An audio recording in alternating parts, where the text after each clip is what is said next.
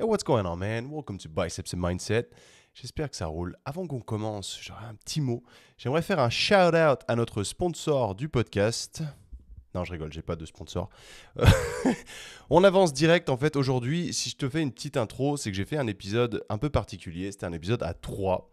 Cette fois, c'est la toute première fois que je faisais ça.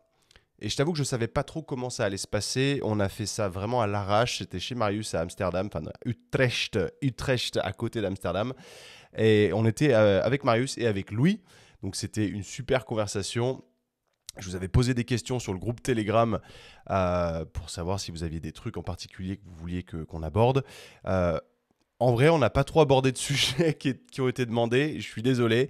Ça a été très spontané. Au final, au début, tu sais, quand tu commences un podcast, tu sais jamais combien de temps ça va durer. Tu sais, moi, j'aime bien faire du freestyle et c'est là où je trouve que le spontané rentre en jeu et devient super intéressant et captivant parce qu'il y a des trucs qui sortent de nulle part auxquels tu n'aurais jamais pensé. Et au final, on a eu une discussion super intéressante pendant 1h40. Mais du coup, vu qu'on est trois, c'est normal, ça prend un peu plus de temps parce que tu as moins de temps de parole. Et vu qu'on est trois à parler pas mal, bah du coup, ça a donné ce que ça a donné. Mais c'était très cool. Par contre, j'aimerais m'excuser d'avance et le son est pas extraordinaire. Je suis un peu déçu, j'ai fait le con. On s'est improvisé. Donc on s'est vraiment improvisé, tu vois, on a posé 2 caméras, on les a pas bien positionnées en plus de ça, j'aurais dû faire une caméra qui prenait nous trois sur le même angle. Au final, j'ai pris une caméra qui visait 2 personnes, une autre caméra qui visait 2 personnes. Moi, j'étais toujours visé dans les 2 personnes. Normal, attends, c'est mon podcast. Mais je veux dire, ça a pas rendu ce que j'avais en tête. C'était pas préparé et c'est un peu ma faute. C'est vrai que j'aime aller vite et des fois je suis un peu désordonné à ce niveau-là. Et bah, tu vois, quand je te parlais des tests de personnalité, mon test de personnalité, ce qu'il en est ressorti, c'est qu'il y a des très bons côtés, mais il y a des côtés comme bah, qu'il faut améliorer et c'est l'organisation. Et du coup, je suis déçu du rendu. La conversation, cependant, est très intéressante, donc ça, je suis très content. Mais le rendu créatif, si tu veux, l'aspect visuel et la qualité audio n'est pas à la hauteur de ma réputation ou de mes attentes personnelles, en tout cas. Je suis désolé parce que quand tu es à 3, le top, c'est d'avoir une table de mixage avec 3 micros, tu vois, sauf que ça prend beaucoup de place, ça coûte très cher. Tu vois, une table de mixage, une bonne table de mixage, ça coûte 700 euros, quelque chose comme ça. Plus un micro, c'est 150 balles le micro. Ça monte vite. Et comme tu le sais, moi, le podcast, il me rapporte rien. Tu vois, c'est juste, on le fait pour avoir du partage et c'est cool. Donc, j'aime bien quand je voyage, je prends ma caméra, un petit trépied, mes 2 micros DJI et c'est cool. Sauf que quand on est 3, bah, ça fonctionne pas comme ça. Donc, c'est ça qui est un peu dommage. Et ce qui s'est passé, c'est que Marius avait les mêmes micros que moi, donc les DJI aussi. Et je me suis dit que j'arriverais à synchroniser les 2 pistes en même temps. Donc à la fois les 2 pistes entre le micro que j'avais moi et le micro qu'avait Louis, qui était sur le même récepteur, et le micro qu'avait Marius, qui était sur son récepteur. Mais il s'avère que je n'ai pas trouvé comment faire, je ne sais même pas si c'est possible. Et du coup, ça va que entre nous, Marius parle assez fort, ce qui fait qu'il était à côté de moi et que sa voix, elle est bien piquée par mon micro. Mais du coup, il y a un peu plus de résonance et d'écho quand il parle comparé à Louis ou moi, et ce qui crée du coup une différence de qualité de son entre les paroles, et je m'en excuse, je suis désolé, c'était pas le but. Cependant, j'espère que tu apprécieras quand même la qualité du contenu parce qu'on a pris beaucoup de plaisir à le faire, c'était super fun de discuter avec 2 super potes à moi, et j'espère que tu apprécieras. Oublie pas à laisser une petite review si tu aimes, un 5 étoiles, à partager le podcast, c'est grâce à toi que le podcast bah, grandira, hein, dirons-nous. Merci encore du soutien, c'est vraiment cool, j'apprécie. Sur ce, let's get right into it. De toute façon, on s'en bat les couilles, on scripte rien, on avance, on fait comme ça, on a l'habitude. What's going on, man? Welcome to Biceps and Mindset. Aujourd'hui, je suis pas tout seul. Aujourd'hui, je fais un podcast à 3. C'est la première fois que je fais ça. J'ai jamais fait ça auparavant. Je sais même pas comment ça va rendre. J'espère que ça va être un truc stylé. Mais aujourd'hui, on est chez Marius à Utrecht, en Hollande. Et on a la chance d'être accompagné par notre ami Gros Loulou, Louis Papo, personal trainer à Londres. Et ce qui est trop bien, c'est qu'aujourd'hui, on est un peu 3 expatriés. On se connaît depuis longtemps. Et c'est cool, on est potes depuis longtemps, mais on n'avait jamais eu l'occasion de se réunir tous les 3. Et c'est la toute première fois qu'on fait ça, et c'est cool. On a eu la chance d'être hébergés chez Mariavus. Merci beaucoup, Mariavus. Et c'est cool pour les gens qui ne vous connaissent pas. Donc vous avez tous les deux déjà, vous êtes du moins intervenus tous les deux sur le podcast. Pour ceux qui auraient loupé l'épisode, qui ont fait les pinces, Si on se présente rapidement, Mariavus, aujourd'hui, qui es-tu? Je suis réalisateur vidéo dans le milieu du sport, spécialisé dans le CrossFit. Et avec Quentin, on se connaît depuis 2016, un truc comme ça, avant que je parte habiter en Angleterre. Et voilà, tout simplement, on avait fait un podcast ensemble. De t'expatrier. Donc je suis expatrié, j'ai vécu 1 an à Londres, 2 ans en Australie, 1 an en Espagne avec toi. Ouais. Et là je vis aux Pays-Bas et là j'arrête de bouger, je reste ici, j'ai trouvé mon HQ, mon headquarters et après je voyage toujours pour le boulot mais voilà, donc je vis ici. Trop cool. Yes. Louis? Moi, ça fait 4 ans que je suis à Londres, coach sportif, installé à mon compte. J'ai vécu en Australie quand j'avais 19-20 ans. Ensuite, j'ai passé quelques temps en France. Ensuite, j'ai voyagé en Asie du Sud-Est, Singapour, Bali, etc. Et ouais, ça fait 4 ans à Londres. Ça fait déjà 4 ans que tu es là-bas? Ouais.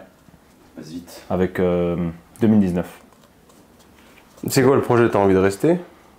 Ouais, pour l'instant, mon activité est là-bas, mon business se développe, mon network, mes relations sont, on va dire, professionnelles sont là-bas, donc il y a plein d'opportunités. L'industrie du fitness là-bas est quand même assez dynamique, donc on verra ce que l'avenir nous réserve. C'est ça qui est ouf, parce que dans le fond, notre gros point commun, c'est qu'on est expatrié. Enfin, en ce moment, je le suis pas. Bientôt.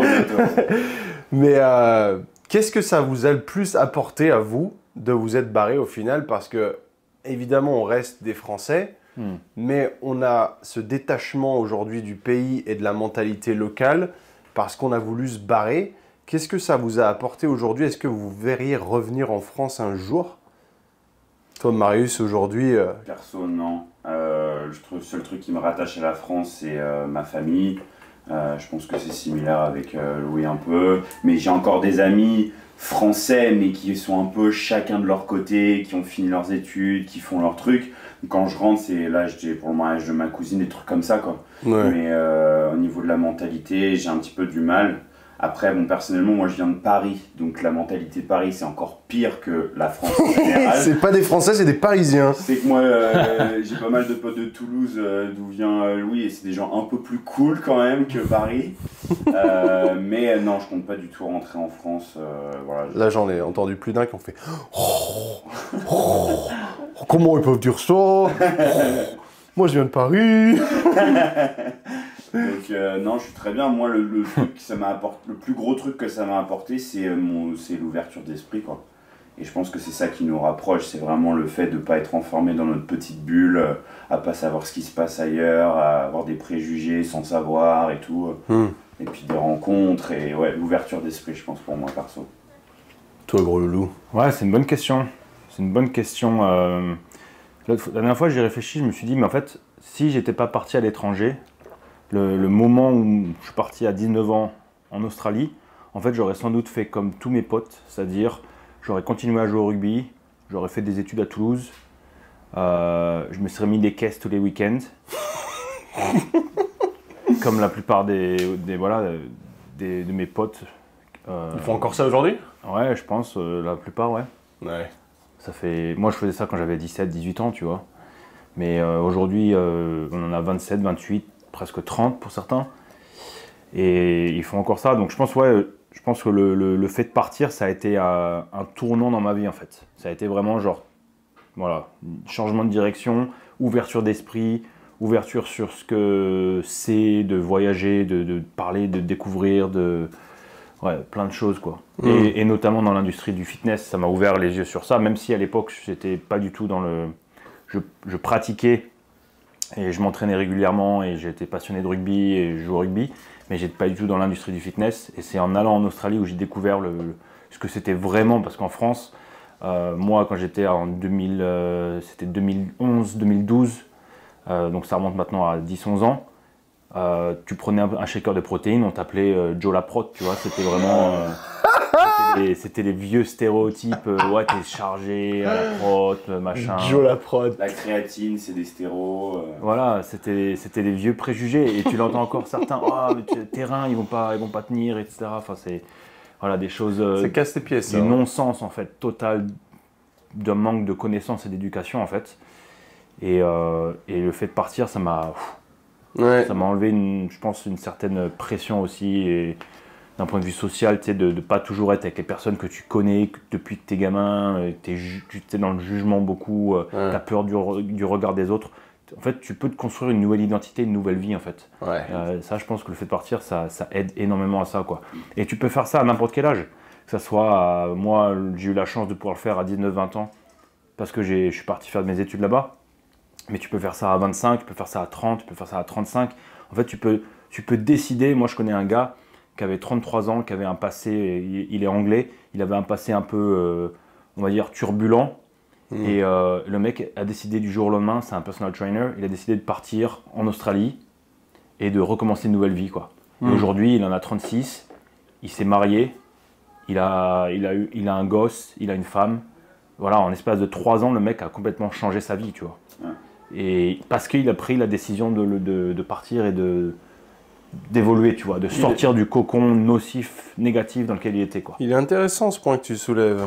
Parce que on a l'impression qu'au début, on nous deal un set de cartes et qu'on n'a pas le choix.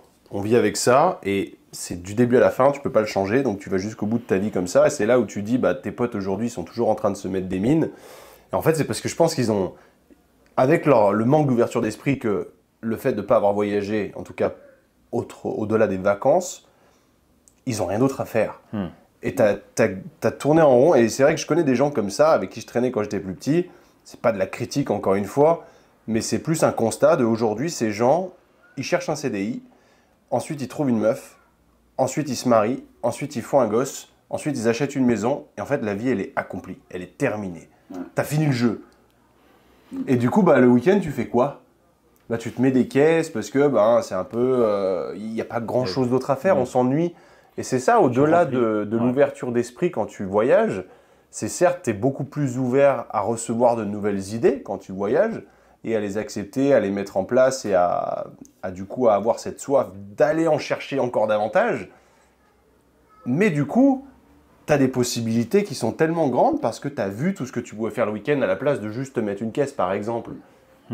Ouais, je pense que c'est un manque de... C'est des gens qui n'ont pas de vision et de clarté sur leur valeur de vie.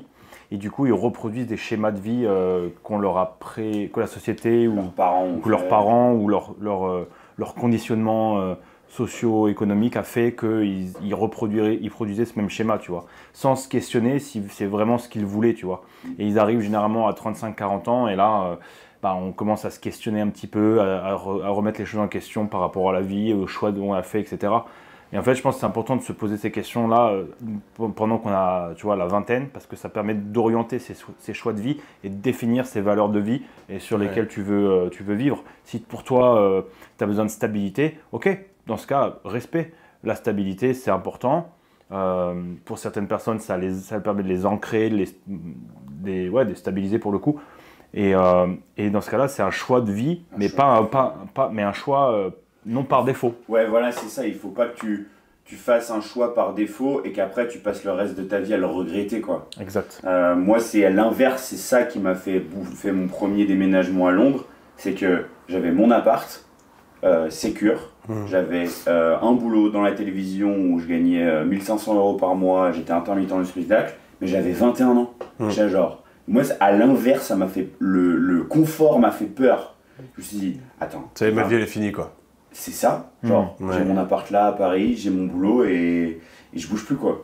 Et c'est ça qui m'a fait... C'est la peur de... Attends, j'ai besoin d'expériencer des choses, quoi. Ouais, c'est cool, ça. Parce que quand tu y penses, il y a 2 générations, ou davantage de générations, évidemment, l'espérance de vie n'a fait qu'augmenter. Donc, il fallait être stable très, très vite. Il fallait se marier à 15 ans. Bon, je dis pas que c'était il y a 2 générations, hein, mais autant dans les années 500, dans le médiéval, il fallait très très vite se marier, faire des enfants, parce qu'à 30 ans, tu mourrais, tu avais une espérance de vie très courte. Aujourd'hui, le fait que cette espérance de vie, elle s'allonge beaucoup plus et qu'aujourd'hui, on a visé les 100-150 ans grâce à Brian Johnson, potentiellement.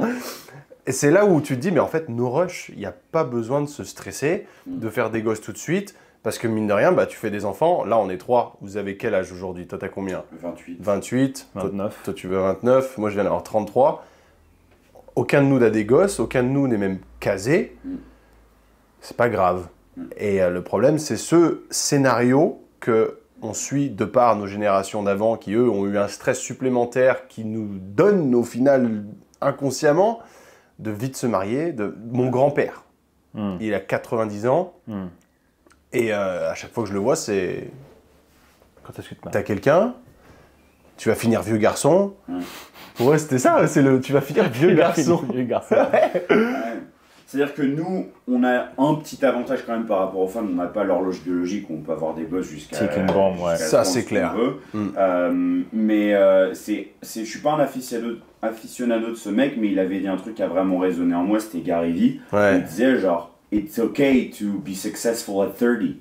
Genre, tu peux commencer ta carrière et commencer ta vie à 30 ans, c'est jamais trop tard. 30 ans, 40 ans, il n'y a pas de... Ouais. Mais pour rebondir sur ce qu'avait dit Quentin par rapport aux, tu vois, les cartes sur lesquelles qu'on a au début de notre vie, tu vois. Ouais. Je pense qu'on part tous de niveaux différents, mais l'avantage de notre société actuelle, c'est que les opportunités via les réseaux sociaux, via la mondialisation, via le fait que tout soit ouvert et qu'on puisse, tu vois, en fait, moduler l'environnement dans lequel on peut vivre et évoluer et apprendre, et tu vois, en fait, je pense que ça ouvre un champ de possibilités que nos parents n'avaient pas, tu vois. Nos parents, par rapport au niveau socio-économique dans lequel ils évoluaient, ça drivait ou dictait un petit peu le chemin dans lequel ils allaient se diriger, tu vois. Alors que nous, aujourd'hui, c'est tellement modulable, ce qui est aussi difficile parce que du coup, il faut faire un choix. Et faire des choix, c'est difficile également. Donc je pense qu'il y a une autre difficulté, c'est que maintenant, il y a trop d'options en fait. Ouais. Et du coup, les gens sont perdus et n'arrivent pas à faire des choix par rapport à leurs valeurs de vie. Donc on en revient au fait d'établir des valeurs vraiment solides de base, tu vois. C'est un très bon point. Les gens sont perdus, ils vont à Bali, tu sais, ils vont faire du chamanisme. C'est le seul truc que nos parents avaient peut-être un petit avantage, c'est qu'ils avaient au moins moins de choix, quoi. C'était moins de choix, plus simple de choisir. Le chemin c'était des rails. Ça a toujours été plus simple, même pour les relations amoureuses. À l'époque, tu te mariais avec la boulangère du village parce qu'il y avait 200 personnes qui se battaient. Au contraire, maintenant, ça, on a trop de choix maintenant. Supermarché. Pour les filles, tu vas sur Hinge, sur Tinder, ou même les femmes font pareil, mais du coup, tu as trop de choix en fait. Et tu te dis presque what's next, tu vois. C'est ouf parce que ça, en travers de ces fameuses relations, moi, le problème que j'ai eu, c'est pas de m'engager avec une, mais c'était de laisser tomber toutes les autres. Parce que tu as tellement... En fait, tu es toujours à la recherche. Il y a toujours la recherche de je peux avoir mieux. Et c'est catastrophique réellement parce que ça ne nous emmène pas là où il faudrait. Et on peut passer des années à tourner en rond. Et même à travers notre job, est-ce que tu choisis de faire avec ta vie ? Tu veux partir dans un certain pays. Des fois, je me suis cassé la tête à essayer de trouver la meilleure destination. Tu sais, on en discutait, on ne peut pas ticker toutes les boxes. Où est-ce que je pars ? Mais je peux faire mieux que ça, Et c'est là où je m'étais dit, par exemple, quand je suis rentré en France, je m'étais dit, je vais aller à Nice. Puis tu te dis, ouais, Nice, bon, c'est cool. Et à l'époque, tu te dis, je vais dans une grande ville, au bord de l'eau, c'est top. Il y a des gens, ils rêveraient de ça. Tu habites en Somalie, tu es refait si tu vas bouger à Nice, quoi. Et après, tu pars en Australie et tu te dis, en fait, Nice, c'est éclaté, quoi, par rapport à ça. Je peux faire machin mieux que ça. Et tu te poses 10 millions de questions sans jamais prendre de décision. Ce qui nous apporte à aujourd'hui un monde qui est indécisif au possible parce qu'on ne sait pas quoi faire et qu'on a besoin de se faire mentoriser de tous les côtés. Et c'est aujourd'hui, on écoute des podcasts de partout parce qu'on a besoin aussi de guides. De guides, c'est incroyable. Le fait qu'il n'y ait plus de religion, déjà, ça enlève aussi ce guide spirituel et du coup, les gens se cherchent. Mais du coup, par rapport tu disais que tu avais cherché partout l'Eldorado. L'Eldorado, les différentes destinations. Mais moi, tu vois, c'est pareil. On me dit pourquoi tu vis à Londres, etc. En fait, ça coche des cases et ça me permet de faire ce que j'aime dans mon métier, d'être à 1 heure de ma famille, tu vois, 1 heure de vol de Toulouse. Je peux rentrer un week-end si j'ai envie. Alors oui, c'est sûr, la météo, tu peux oublier. C'est pas le point fort. Mais j'ai un réseau professionnel là-bas, je gagne bien ma vie là-bas, j'ai une stabilité financière, tu vois. Enfin, il y a des choses qui sont importantes pour moi que je retrouve à Londres, que peut-être je n'aurais pas ailleurs, tu vois. Parce que j'ai aussi vécu dans des endroits comme en Asie où, au contraire, j'étais hyper stressé parce que financièrement, j'avais zéro stabilité. Tu vois, tu vis un peu paycheck to paycheck. Tu vois, et ça, c'est pas non plus tu t'as beau être en Asie sur le papier, tu vis le rêve, tu vois. En fait, pas du tout. Tu vois, tu parlais du voyage aussi, et pour moi, pour rebondir sur ce que disait, Louis, c'est à ça que ça sert le voyage, c'est-à-dire voir un peu genre what's out there, pour ensuite après, quand tu arrives vers la trentaine et que tu veux faire des choix, tu te dis ok, au moins j'ai vu ça c'est comme ça en Australie, j'ai vu ça c'est comme ça en Espagne, j'ai vu ça c'est comme ça à Singapour, etc. Ouais. Et du coup, bah, maintenant, tu sais les cases que tu veux, tu sais ce que les choses importantes pour toi, pour te settle down, mais au moins t'as pas de regrets parce que tu as vu un peu ce qui se passe ailleurs. Ça te permet Alors que de les gens qui shortlister. se settle genre direct à 21, 22, 23 ans, bah ils auront pas tous, hein, après il y en a qui sont très heureux, mais ils auront toujours un peu le questionnement genre ah mais what if, genre qu'est-ce qui aurait pu se passer si j'étais parti à ce moment-là, etc. Après moi il y a un truc auquel j'ai pensé tout à l'heure, c'est que bon, chance ou malchance, c'est que au moment où j'ai décidé de partir à Londres, etc., j'avais pas de meuf. Et il y a des gens en fait qui se mettent en couple jeunes, au collège, qui en fait bah, ils sont un peu coincés. J'ai eu la chance de pas avoir une meuf très très sérieuse en mode amoureux de fou, au fait que j'ai pu me barrer à Londres et sans être bloqué entre guillemets. Alors que j'ai des potes, tu vois, qui peut-être, je sais pas, ils auraient aimé voyager ou déménager, mais en fait ils ont eu une meuf à 21, 22. Et en fait, ils ne se sont même pas posé la question parce que... Et du coup, on en revient aux valeurs de vie, de qu'est-ce qu'ils veulent et des schémas qu'ils reproduisent. Parce que peut-être qu'on leur a dit trouve quelqu'un rapidement, mets-toi avec quelqu'un, et du coup, en fait, ils ont mis rapidement les menottes. Mais si tu trouves une personne qui est en adéquation avec ce que tu as envie de faire, tu peux potentiellement créer un projet de vie et partir avec cette personne voyager, tu vois, rien ne t'empêche de le faire. Tu vois. Et pour rebondir par rapport à ce que tu disais sur le fait de voyager, tester des différentes choses. Moi, je sais que par exemple, j'ai voyagé, tu vois, j'ai fait différentes formes de voyage. J'aime une certaine routine. Tu vois, je suis quelqu'un qui a besoin d'une certaine structure, d'une certaine routine. J'aime ça. Un café le matin, on a vu, ouais. Ouais, par exemple. Voilà l'anecdote ce matin, on est lundi à Utrecht, il n'y a rien d'ouvert. Tout est fermé, le seul café qu'on a trouvé était un quart d'heure de marche, il était en travaux. Du coup, Louis, il a pété une pile. Et là, il a trouvé un café à 11h du matin, parce que ça ouvrait à 11h du matin, donc là, il va un peu mieux. C'est bon, et ce matin, il était pas très bien. Mais ouais, je vis dans une ville qui est à 20 minutes d'Amsterdam et dans une petite partie de la ville où il y a un petit peu moins de commerce. Donc, bah, moi, je bois pas de café, mais... J'ai un pote à moi, Jens, qui me disait, tu vois, qu'il fallait essayer différentes choses et il comparait ça par rapport aux femmes, tu vois. Là, c'est le moment du podcast qui prend un nouveau tournant, tu vois. Et il disait, en fait, il faut que tu testes, tu vois, les blondes, les brunes, les métissées, différents types. Parce qu'en fait, le jour où tu te retrouves à te balader dans la rue avec ta femme et tes enfants et que tu croises une blonde ou que tu croises une brune ou autre, bah, tu sais ce que c'est et tu te retournes même pas.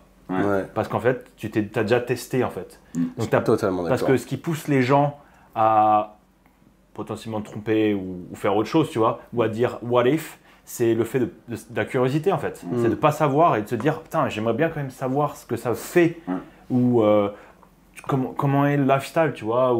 Et bah en fait, le fait d'avoir essayé, ça t'enlève déjà cette option et t'as pas de regret en fait. Ouais, c'est un terrain où j'allais aller, en effet, parce que tu shortlist sur tes voyages, au plus tu visites. C'est ce qu'il disait d'ailleurs Gary Vee, pour rebondir sur lui. Il disait entre 20 et 30 ans, c'est de l'expérimentation pure et dure. Il ne faut pas chercher à settle down tout de suite, de se mettre, comme tu disais, avec... non, c'est toi qui as utilisé l'analogie des menottes en plus. Donc c'était tout de suite très brutal, genre tu te mets avec quelqu'un, c'est menottes. Ouais, donc pour nous, en gros, c'est ce à quoi on aspire parce qu'on a vécu tellement de choses qu'on a ce sentiment de liberté qui est difficile à nous enlever. Et tout peut être vite vu comme... ça y est, t'as les menottes.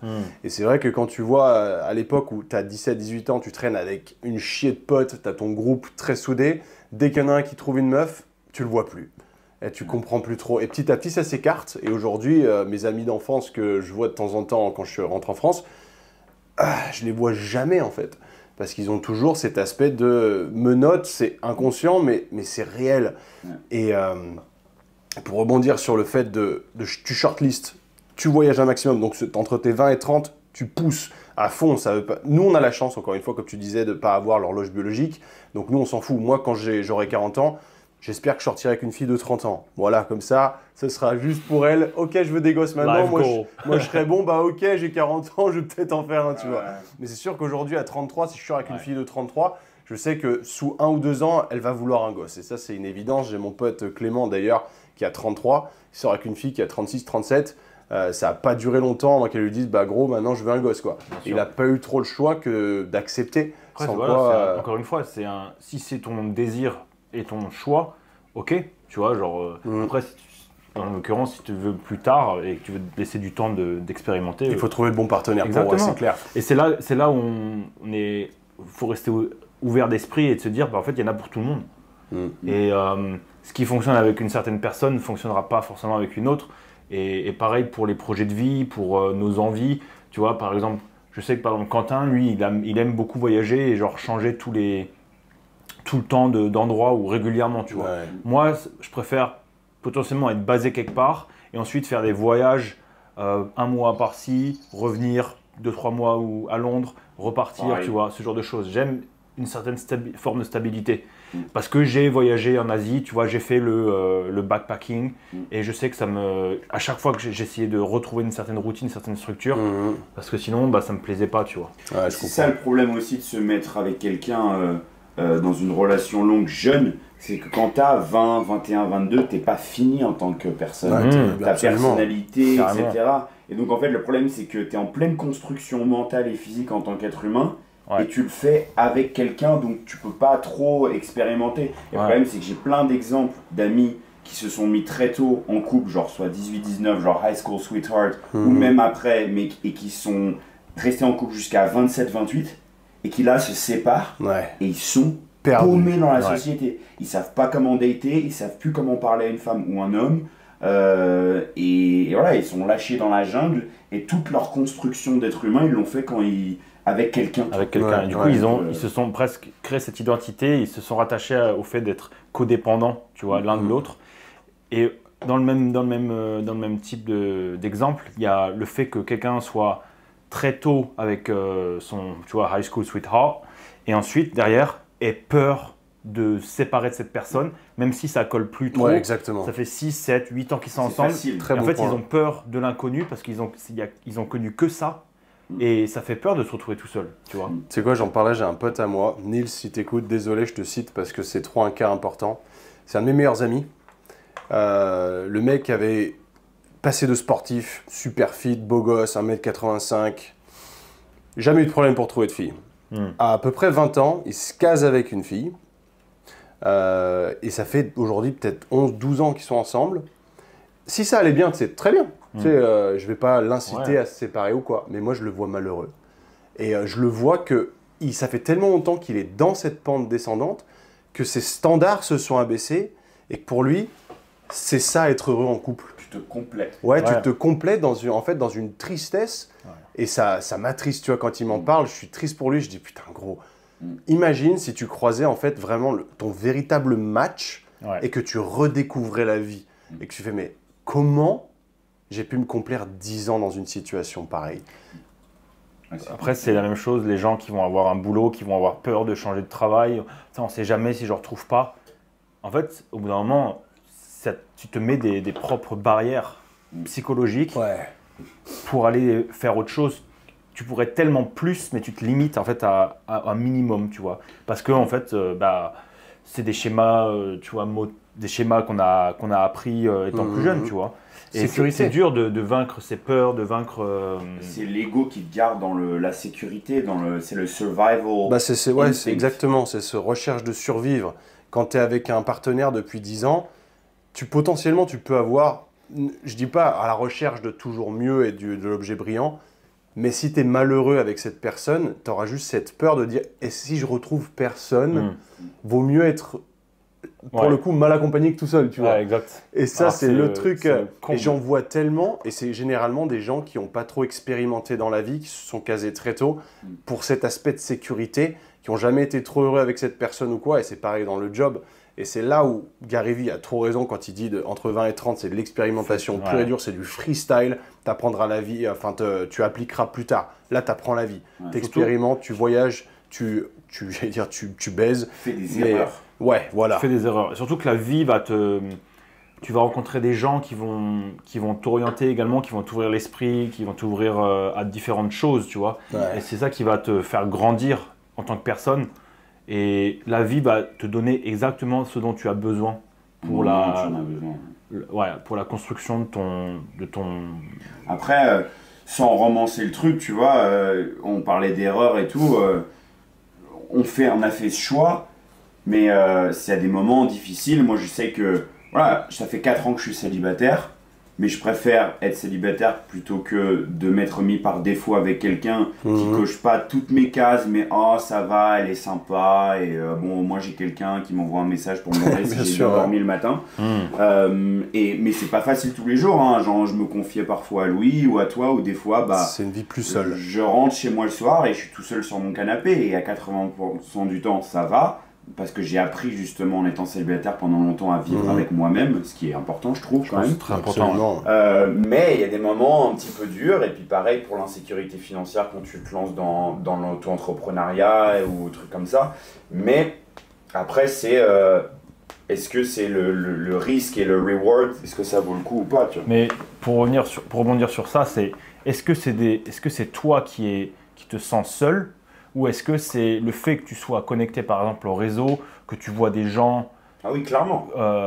En couple, où c'est hyper romanticisé, au point même que tu as l'impression que you're missing out, tu vois. C'est-à-dire que moi je vis l'inverse, c'est-à-dire qu'il y a ceux qui se sont casés très tôt, qui n'ont pas voyagé et qui genre daydream about qu'est-ce que ça aurait été de vivre à l'étranger, qu'est-ce que ça aurait été avec telle femme. Et moi, à l'inverse, de temps en temps, c'est pas tout le temps, tu vois. Je vis l'inverse, genre, would be nice, quand je vois effectivement, à cause des réseaux, à cause de machin, ou même moi qui aime beaucoup le cinéma, qui regarde des films avec tout machin, ça serait bien d'avoir quelqu'un, etc. Mais finalement, on veut toujours ce qu'on n'a pas. Mais bien sûr. Bon, heureusement, j'ai des gens comme toi, comme ma famille, qui arrivent à me faire revenir terre à terre, enfin, seul en me disant, genre, ouais, mais regarde, t'as ça, t'as fait des choix qui ont fait ce que tu es aujourd'hui. C'est sûr qu'on ne peut pas se plaindre, et on ne se plaint même pas, c'est juste que tu ne peux pas cocher toutes les cases.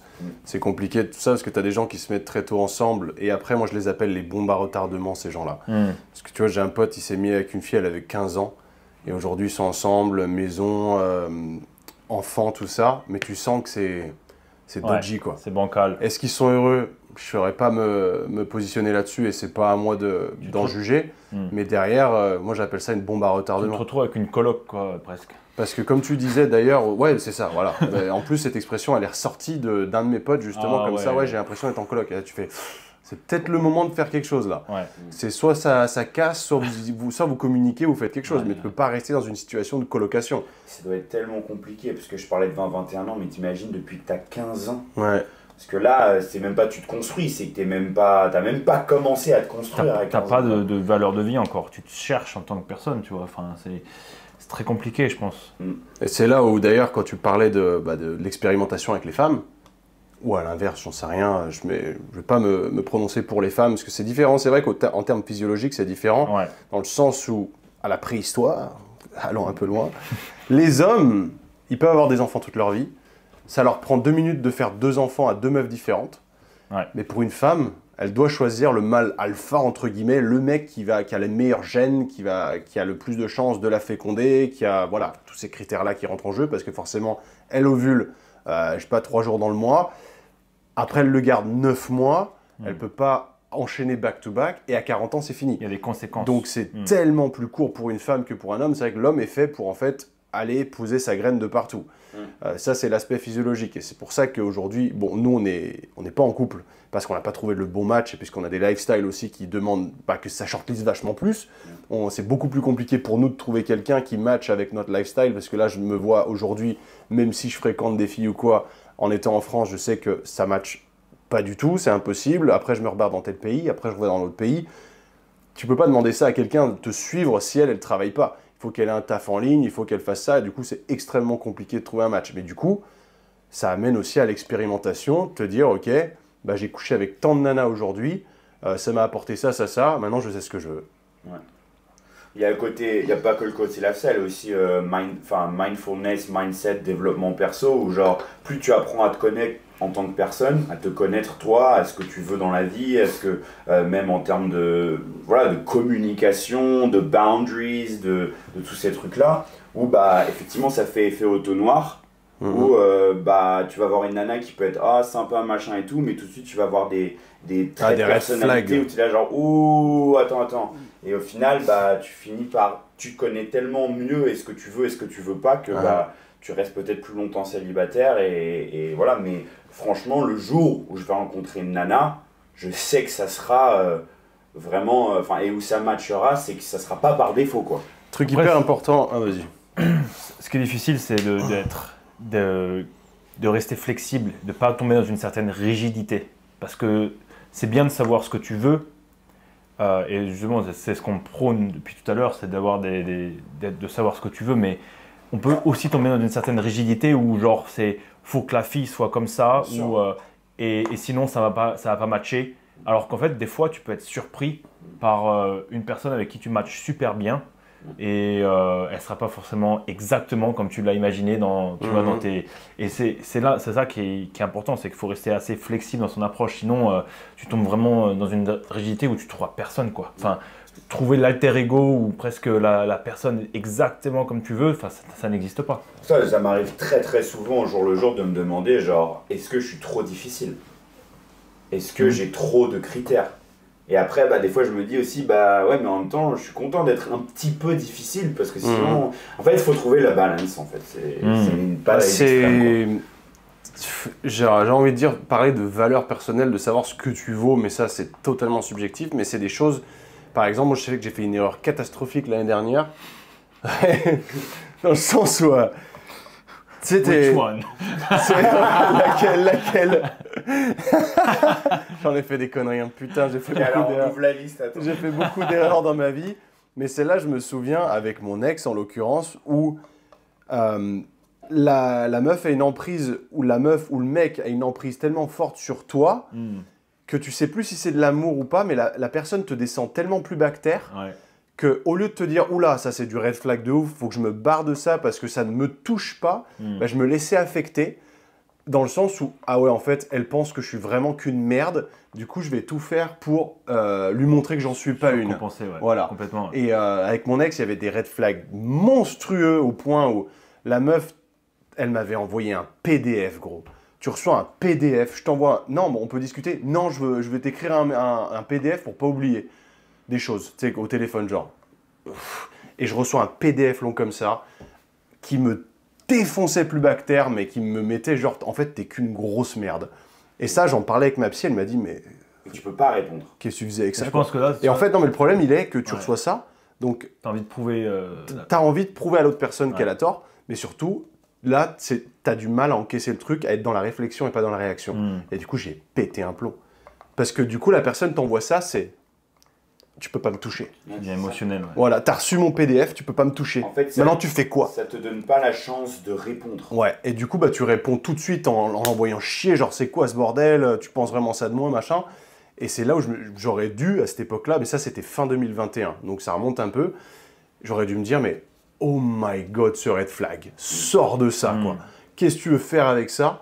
Et au final, bah, j'étais non, je peux pas laisser une personne penser que je suis une merde comme ça. Et ça, c'est une vraie technique de manipulation. Ouais, complètement. Tu abaisses la personne plus bactère, du coup, la personne se dit oh, mais en fait, c'est cette personne, j'ai besoin de cette personne pour m'élever parce qu'elle pense vraiment que je suis qu'une merde. Et en fait, non. C'est là, ce qui est important, de réussir à se détacher de ça et de se dire non, moi, je sais qui je suis. Savoir ce que je sais que je vaux vachement mieux que ça. Et à cette époque, bah, il suffit que tu aies un petit moment de un petit moment de faiblesse, tu sais pas trop où tu te situes dans ta vie, et boum, la personne a une emprise sur toi, et là, tu rentres dans le pervers narcissisme, elle te détruit, et tu te rends pas compte, quoi. D'où l'intérêt aussi de savoir, tu vois, se construire par rapport à soi-même, et ensuite que la personne ne vienne pas, tu ne deviennes pas dépendant, tu vois. Et moi, il m'est arrivé la même chose, enfin, en tout cas, une histoire assez similaire, mais du coup... j'ai perdu mon fil de pensée, mais en gros, qu'est-ce que je voulais dire? Tu te perds. T'es arrivé à un truc similaire. Ouais, il t'arrive un truc similaire et en fait tu veux surcompenser, alors qu'il faut lâcher prise des fois. Ouais, exactement. C'est vrai, et on en revient à la peur de ne pas retrouver quelqu'un, tu vois, ou de ne pas retrouver une personne comme ça, ce qui au premier abord semble être un bon match. Ouais. Et au final, tu t'aperçois que c'est pas du tout le cas. Et en fait, il faut juste savoir lâcher prise et dire ok, c'est bon, c'est pas. Tu vois, Ouais. Et là, on en revient aux expériences, tu vois. Bah, c'est une expérience comme une autre. On a appris de nos expériences, de nos erreurs, et on sait Bien maintenant. Et t'as l'ego qui rentre en jeu aussi de te dire Complètement. j'ai consacré tant de temps, tant d'énergie à cette personne, on a construit un truc ensemble, fais chier Ouais. de lâcher prise De mettre aujourd'hui à la et de lâcher de prise, tout ouais. jeter. Ouais. Alors, Parce que tu te dis, t'as créé une connexion où t'as été tellement intime avec cette personne ouais. et que d'un coup c'est fini, vous êtes deux étrangers, Ouais. elle va se taper un autre mec, je sais pas, dans 2 mois ou quoi. Faut lâcher Et prise. c'est dur. Moi, c'était Ouais. ça qui était extrêmement compliqué de me dire putain, j'étais même pas sûr que c'était de l'amour, Hmm. mais c'était de l'ego, genre putain, elle va me remplacer. Hmm. Alors Exact. que potentiellement, mais enfin, ce mec, t'es peut-être 10 fois au-dessus, mais elle te remplace quand même, donc c'est pas toi. Et c'est ça qui est dur. Mais au final, elle te mérite pas, mais t'as pas envie qu'elle te remplace. Et Complètement. c'est catastrophique. J'ai réalisé un truc après ma rupture, quand j'avais eu de la perspective et que j'ai réussi à pu être amoureux quelques années plus tard. Ouais. C'est que ce qui m'avait fait beaucoup mal aussi, c'est pas de perdre ma copine, c'est de perdre le whole idea de la relation. Ouais. Que j'ai plus quelqu'un, en fait. Mm. Parce que moi, c'est con, hein, mais les réseaux sociaux, quand j'étais en couple, et ça c'est un truc que j'ai réalisé aussi, Mm. on réagissait beaucoup plus à mes stories. C'est con, hein, j'avais 2 fois plus de likes, 2 fois plus d'attention, même pas forcément des gens des réseaux, mais des gens de ma famille, Mm. quand j'étais en couple. Ok. Parce qu'il y a cette idée de Vie parfaite. de mœurs, de ah, il est en couple, Mm. voilà, machin et tout. Et moi, franchement, je te jure, quand j'étais en Australie et que j'étais avec ma nana, j'ai jamais eu autant de gens de ma famille, dans mon entourage, qui étaient positifs. Ah, vous êtes trop mignons tous les deux. Comment ça va? Comment va ta chérie? Quand est-ce que tu nous la présentes? Alors maintenant, je suis les célibataires. Mm.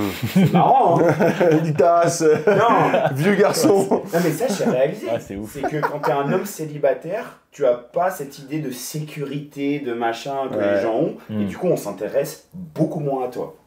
Ouais. Ça, c'était hallucinant. Et du coup, quand j'ai perdu ma copine, quand on s'est séparés, c'est ça aussi que j'avais peur de perdre. C'est ça y est, je suis plus genre the guy with a girlfriend. T'as plus le même statut, ouais. Le statut, Ah, voilà, le statut. Ouais, il y a ça. Hein. Moi, je sais que j'ai perdu le fait de me sentir aimé. Ouais. Et ça, c'était assez fort parce que quand la personne, elle est là, du coup, bah, vous écrivez tout ça, tu sens que t'es pas tout seul. T'es épaulé et t'as ce sentiment de quelqu'un m'aime pour qui je suis. Mm. Et ça, c'est un truc assez ouf, mine de rien, et ça rentre dans le sentimental, mais c'est un truc que j'avais jamais ressenti avant. Et du coup, je pense que j'étais plus amoureux de cette idée-là que de la personne elle-même. J'ai une question pour toi. Mais ça, c'est parce que tu te le donnes peut-être pas toi-même. Après, Oui, non, mais on rentre dans de la c'est psychologie, c'est une belle réflexion parce que quand j'en parle avec ma psy, c'est ce qu'elle me dit. Ouais. C'est que moi, j'arrive pas, j'ai un blocage tout seul avec l'amour, moi ça Self-love. vient de Ouais, trauma ça. du passé. Mais ouais, parce qu'elle me dit en gros, tu penses que t'es unlovable, quoi. Ouais. Qu'on peut pas t'aimer parce que bah, t'as eu dans mon enfance, bon, j'ai perdu mon père très tôt, il s'était remarié avec une nana qui me détestait, donc c'était très compliqué forcément à cette époque-là. Et tu penses pas à quel point ça va t'impacter dans ta vie adulte, mais en fait ça Complètement. t'impacte de ouf. J'ai une question un peu pour vous deux. Comment vous êtes senti dans votre performance et dans votre croissance business depuis que vous êtes célibataire par rapport à quand vous étiez avec des nanas? Parce que moi, j'ai beau me dire, personnellement, j'ai beau me dire, non mec, même si t'as une nana, continue à te focus sur ton business, etc. Ouais. Mais en fait, t'as beau être le mec le plus confiant au monde, le plus focus au monde, etc. Quand t'es amoureux, tu commences à par-ci par-là, genre ok, vas-y, je bosserai un peu plus tard, on va se faire un signe tous les deux parce que tu veux passer du moment avec ta chérie. Ouais. Ok, et ça commence comme ça. Et je sais que moi, le fait d'être célib depuis 4 ans, j'ai pas de distraction. T'es plus focus. Et ça m'est même arrivé en datant des meufs très courtement via Tinder ou autre. Ouais. Je tombe très vite dans le piège. Tu veux y aller en premier ou j'y vais? C'est ce que j'appelle la perte de lucidité. Le shit test. Ouais, c'est un shit test, Vas-y, ouais. Louis. Et c'est la perte de lucidité dans le sens où t'as plus les idées claires. Parce que là, ton cœur prend le dessus sur ta tête. C'est fou. Et c'est ça le problème. Et c'est là où t'as besoin du bon match, mais t'as besoin du coup d'une personne qui soit compréhensive de ta situation. Ouais. Et moi, j'ai donc mon ex avec qui ça a été le plus sérieux, elle est carriériste, elle sait pas ce que c'est l'entrepreneuriat, en tout cas de mon point de vue. Et du coup, le dimanche, le fait que j'ai du taf le dimanche, ça l'emmerdait, elle l'acceptait pas. Et il a fallu qu'on aille jusqu'à la rupture pour que je lui dise, tu vois là, je me suis beaucoup plus consacré à toi et mon chiffre d'affaires a baissé de 3. parce que j'ai pu y mettre moins d'intensité, parce que tu m'as un peu coupé les ailes. Et évidemment, son but, c'est pas de te couper les ailes, mais elle veut se complaire dans sa situation. Elle est égoïste aussi de son point de vue.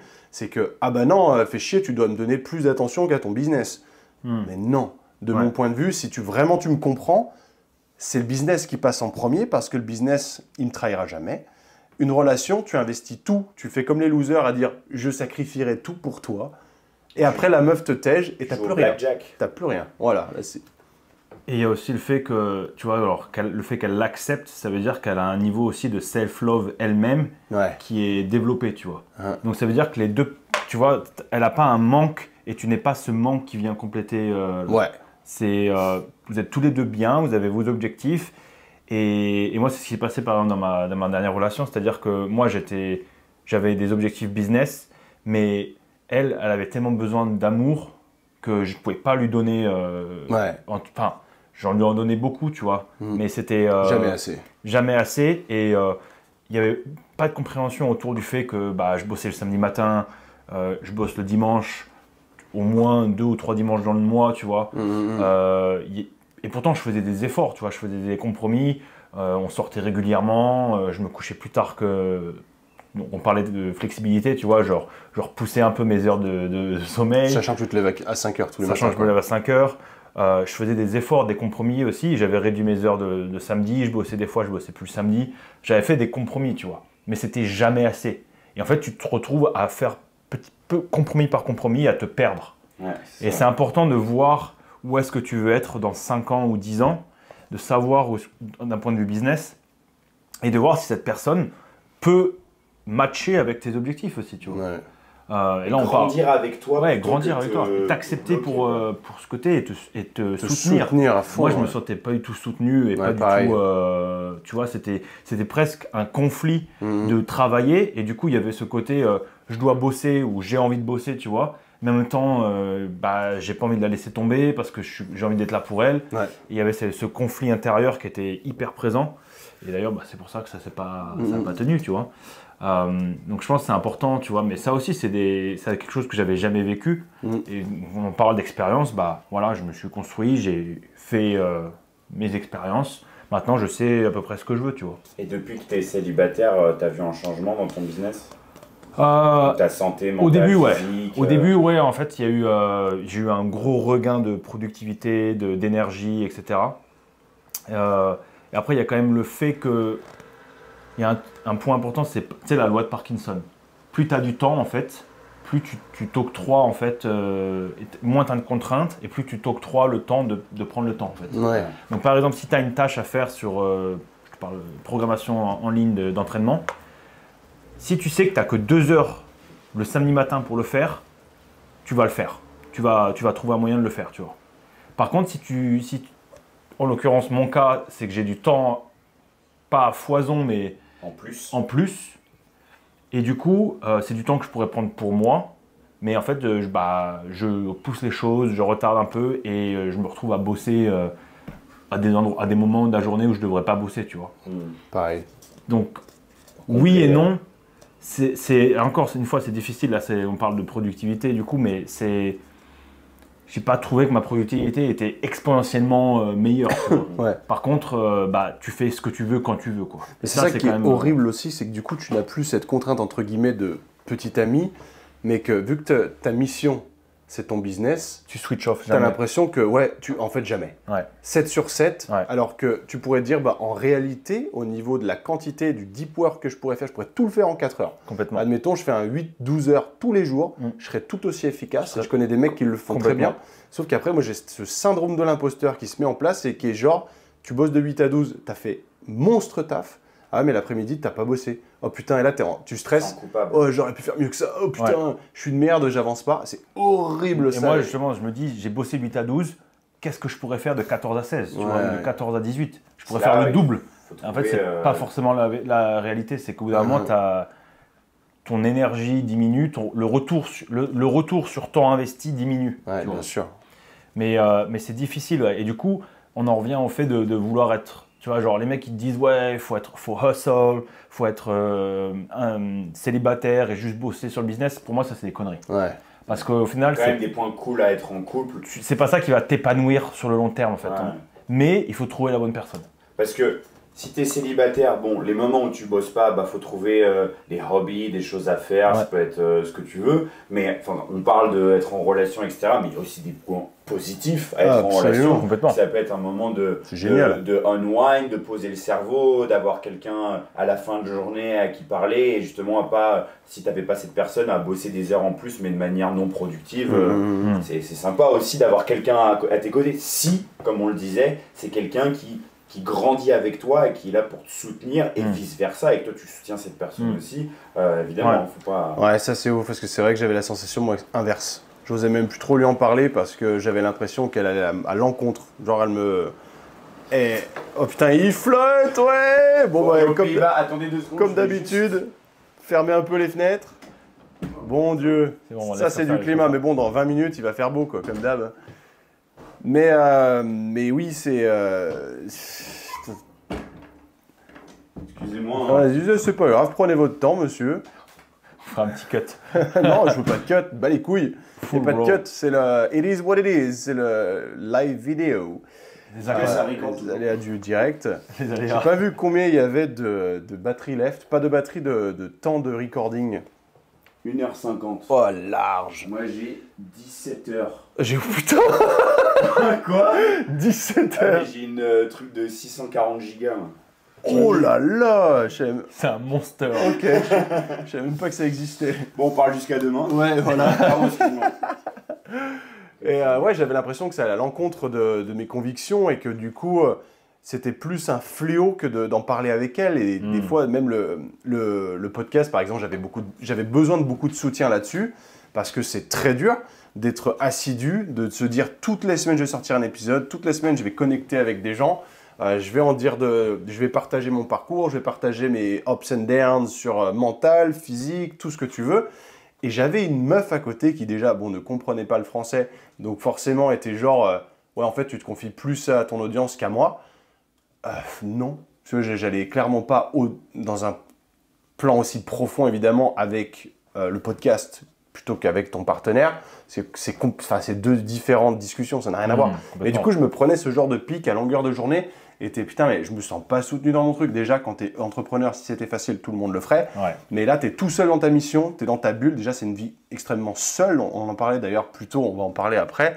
Où c'est un lifestyle où forcément, si tu as l'habitude d'être entouré de gens autour d'un bureau, c'est pas pour toi. Là, c'est carrément une autre mission. Et c'est vrai que quand tu as une copine qui est là pour te soutenir dans ta mission, tu te sens beaucoup moins seul et c'est cool. Mais il faut qu'elle soit alignée avec tes convictions, qu'elle ait son propre business potentiellement ou que ça matche et que ça fonctionne.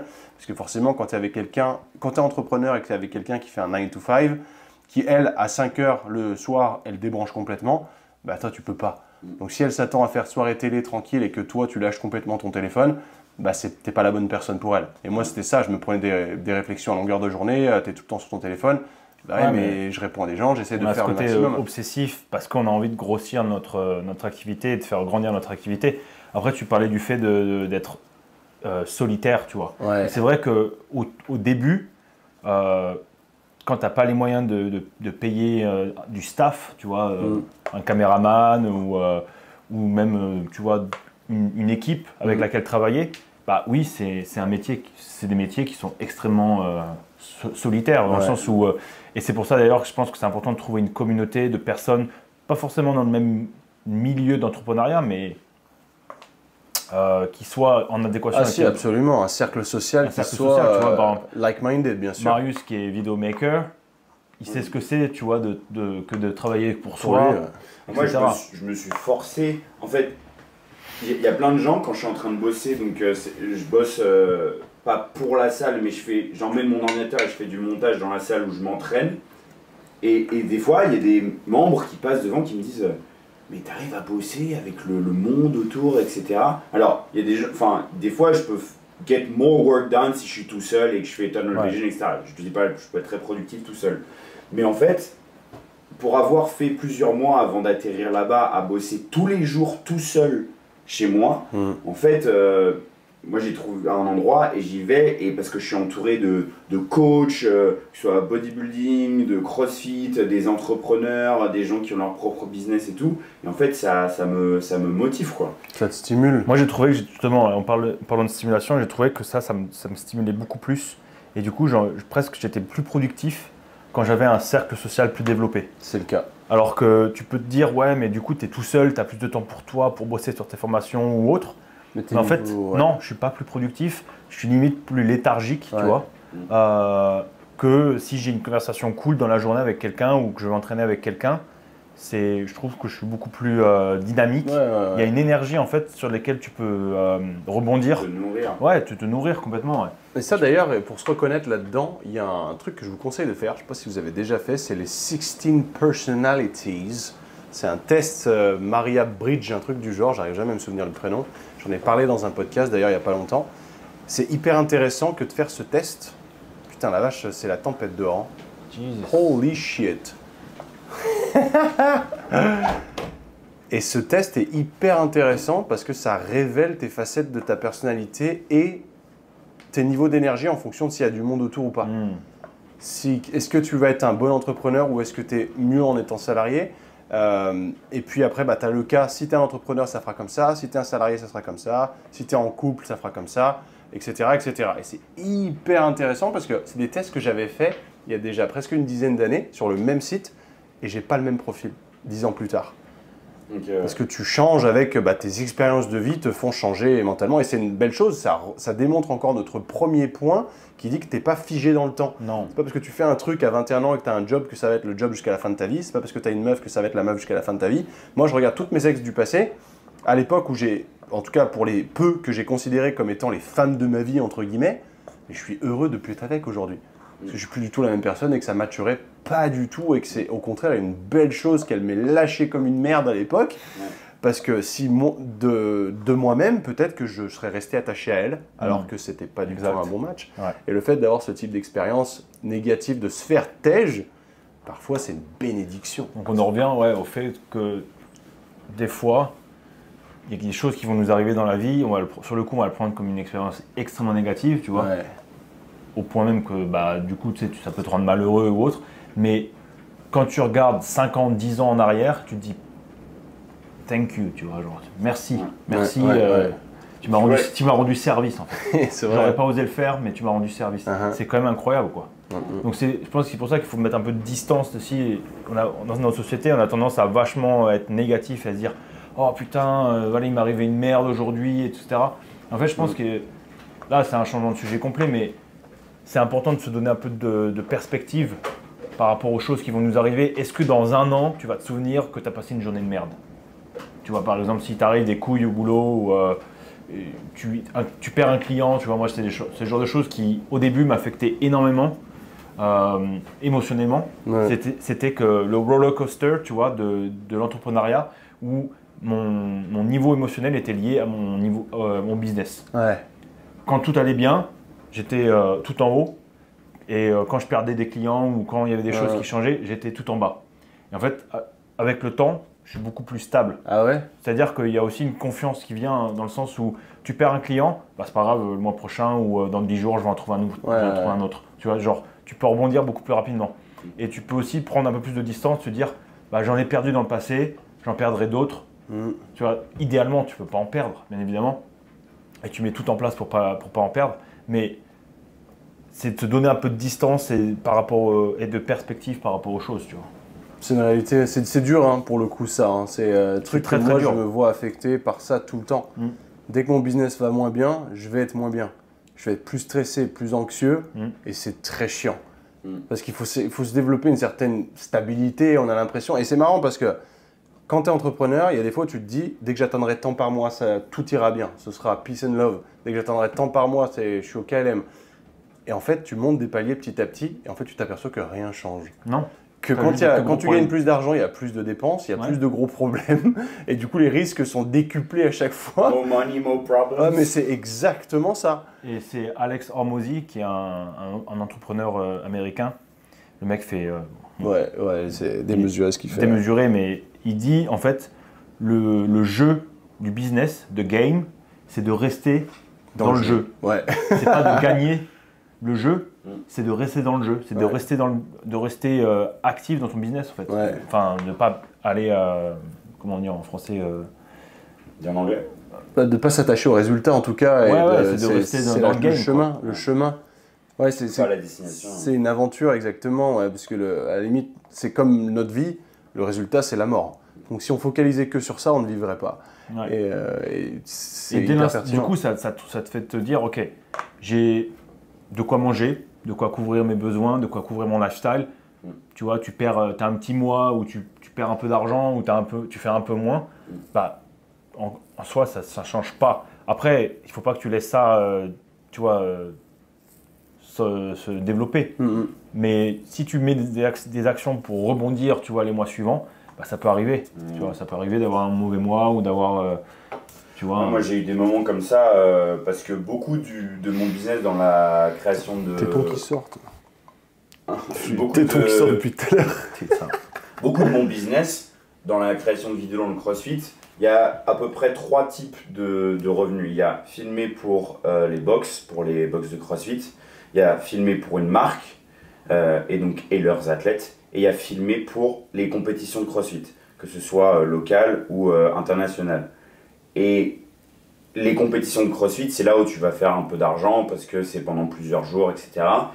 Et c'est vrai que moi j'ai perdu plein de compétitions de CrossFit parce que moi mes prix, ma valeur, ma qualité de montage, le travail que j'ai mis à monter, donc j'estime que je dois demander un peu plus. Et du coup j'ai perdu énormément de boulot de compétition où en fait ils prennent quelqu'un d'autre parce que c'est quelqu'un qui essaie de faire la main, ils sont pas chers, etc. Et comme disait Louis, c'est des moments où c'est en mode oh waouh, genre comment je vais faire. Du coup pareil. Tu t'es déprimé. Tu te mets à douter, à dire est-ce qu'il ne faut pas que je pratique des prix plus bas, etc. Ouais. Et tu commences à race to the bottom, tu vois. Ouais. Et en fait, à ce moment-là, je me suis dit non, et c'est là où je rejoins genre stay in the race. Genre, c'est pas parce que j'ai perdu cet aspect, c'est pas parce que j'ai perdu ces boulots qu'il faut que j'abandonne. Et tu trouves d'autres moyens, d'autres trucs, et au final, des opportunités sortent de ça. Et peut-être si j'avais continué à faire toutes ces compétitions, j'aurais pas eu le temps de faire le reste, quoi. Exactement. Et aussi, ça t'a permis d'écrémer un petit peu et de savoir, de voir vraiment, de bosser pour. Genre, toi, tu es un petit peu un créateur de contenu premium, tu vois, par exemple. Et il y a beaucoup de gens qui vont prendre du tout venant. Ouais. Tu vois, parce qu'ils ont cette peur de ne pas faire du chiffre d'affaires, de ne pas développer leur activité, qui vont prendre tout venant, qui ne vont pas mettre en place presque une charte enfin je dirais pas une charte, mais presque une culture de cible de personnes avec lesquelles ils veulent travailler, tu vois. Et ça, c'est la plus grosse des erreurs, c'est de faire du tout venant en mode je sers tout le monde, certains à 50, certains à 250, certains plus. Tu vois, au final, il faut savoir dire non. Il faut être, au bout d'un moment, tu es obligé de savoir dire non, de dire bah non, désolé, je fais pas ça. C'est vrai, c'est un truc que j'ai toujours eu du mal à définir, c'est la niche en effet. Et là, toi, tu l'as très bien fait. Par exemple, tu as dit moi, je fais que ça. Voilà. Je suis vidéomaker, je fais pas de mariage ou quoi. Moi, je suis spécialiste de la vidéo CrossFit. Mais du coup, je vais faire ça mieux qu'un vidéomaker qui fait du CrossFit, des mariages, des trucs, des machins. Bien sûr. Je fais que ça. Du coup, je suis bon là-dedans. Et c'est un truc aussi, j'étais dans ce problème de... Tu mets tes prix et tu tombes sur des prospects qui sont pas du tout alignés en fait avec toi. Ouais, ils veulent un truc à 50 balles. Ils veulent balles. pas cher et d'un coup, tu te remets en question en disant putain, en fait, je suis peut-être trop cher, il faut que je fasse casser mes prix. Voilà. Alors qu'au final... c'est la pire des choses à faire et c'est vrai que c'est dur mentalement de se dire en fait il faut que j'accepte de refuser plein de clients parce qu'ils n'ont pas la thune. Ouais. Et après tu te dis putain est-ce que je vais trouver, mais c'est vrai que même moi aujourd'hui je suis pas assez cher. Et, il faut accepter en fait par rapport à ta stratégie encore une fois. Après si tu veux faire du volume, tu fais du volume, mais sinon il faut accepter que certaines personnes te disent bah non désolé je peux pas. Tu vois. Et après que tu viennes peut-être dans un temps futur offrir quelque chose qui te prennent moins de temps et qui potentiellement matchent leur... s'adaptent à une autre niche. Voilà, mais ça c'est un truc, on parle de stratégie business hyper avancée. Mais dans un premier temps, je pense que c'est important de savoir dire non et de dire bah non, je reste fidèle à mes valeurs et à mes prix, tu vois. Et c'est ce que je vaux. C'est ce qui est arrivé avec moi et Puma, c'est-à-dire que toute l'année dernière, je faisais plein de compétitions en Hollande, etc., des petites compètes là, machin. Mais à des prix un peu bas et tout. Et après, je me suis dit, non, il faut que je monte mes prix, etc. Et après, tu attires la clientèle par rapport au prix que tu te donnes et à la valeur que tu te donnes. Et cette année, honnêtement, hein, j'ai filmé qu'une compétition en janvier que j'ai à moitié financée moi-même. C'était à Miami, à Wodapalooza. Mais à part ça, 0 compétition en Hollande. C'est tous les autres petits qui les ont chopés les boulots à ma place. Mais j'ai eu un gros client, c'est Puma. Et ça fait du bien de putain, c'est tellement, excuse-moi, je dis putain, mais Ah, tu peux y aller. c'est Hein. tellement genre relaxant de me dire, waouh, genre, je dis c'est tel prix, 0 négociation. Ouais. C'est genre, ok. Et parce qu'en fait, le mec, il voulait expandre le CrossFit chez Puma, et donc, il voulait un vidéomaker qui se spécialise dans le CrossFit. Ouais. Il voulait pas un autre mec, machin et tout. Et à l'inverse, tu lui aurais donné un tarif peut-être plus bas, il t'aurait dit, ah, en fait, il est pas sérieux. Ouais, Genre, c'est ouais. pas, tu vois, où il y a une certaine valeur que tu accordes aussi. Moi, je sais par exemple que mes tarifs sont élevés, mais je sais ce que je vaux, je sais que je me suis formé, je sais ce que j'ai à apporter à la personne. Et après, tu prends, tu le veux, tu prends. Sinon, c'est pas pour toi. Tu vas prendre un truc à 30 balles. Et tu crées une forme de respect aussi pour ton client, pour Bien toi, sûr. du respect. C'est-à-dire que ton client, on en parlait plusieurs fois, si tu fais un programme à 20 balles, et bah, tu vas avoir l'investissement du client de 20 balles. Alors, C'est la réalité. Et les clients les plus chiants, c'est ceux qui payent le moins. Enfin, ceux qui râlent sur le prix. Je sais que j'en ai plein de fois. Il y a eu pas très longtemps où j'avais fait des offres un peu promotionnelles, un peu moins chères. Et tu tombes sur des prospects ultimement chiants qui ont déjà accès à un prix plus avantageux que tes clients normaux et qui chialent encore et qui mettent 20 ans à sign up. Ouais. Toi, j'y pense, j'en ai un qui fait ça en ce moment là et je compte même plus dessus, tu vois, parce que le gars il me dit ouais, je suis méga chaud. Je lui envoie le lien. Ouais, du coup, le mois prochain. Ok, je lui dis bon, là, t'es prêt? Ouais, c'est bon, j'ai tant de temps pour me transformer. Je lui renvoie le lien. Ouais, je fais ça ce soir. En fait, tu perds un temps fou et ces mecs, Ouais, c'est tu des perds mecs une énergie. Ah ouais, non, je Et peux c'est plus. souvent des gens qui sont pas investis, tu vois. C'est des gens qui sont pas, ils savent pas ce qu'ils veulent, ils sont pas all-in, tu vois. Moi, je sais que la personne, elle vient avec moi, si elle signe avec moi, c'est une personne qui va être investie, tu vois. Parce que moi, je vais être investi, et du coup, la personne va être investie par rapport aussi au prix qu'elle paye. de la même manière que toi, tu as mis un gros montant d'argent pour avoir un coach business, parce que tu as investi en toi et du coup, ça te motive aussi tu te dis, voilà, j'ai dépensé tant d'argent, je vais me sortir les doigts, tu vois. Bien sûr. C'est ça que, comme les gens parlaient l'autre jour là, de gens qui s'inscrivent à des salles commerciales de sport qui ne vont pas. Parce qu'en fait, ils se disent, bon, 20 balles par mois, bon, c'est pas grave quoi. Mais j'ai un abonnement au gym. Alors que les gens, par exemple, dans le milieu du CrossFit, ils payent 100, 120, 130, je sais pas combien, 150 jusque dans les grosses villes, dans leur box de CrossFit. Mais tous les jours, ils sont à la classe. Ouais, et puis après, il y a une communauté voilà, il y a d'autres trucs, mais ouais. Bah, je vais monter mes prix.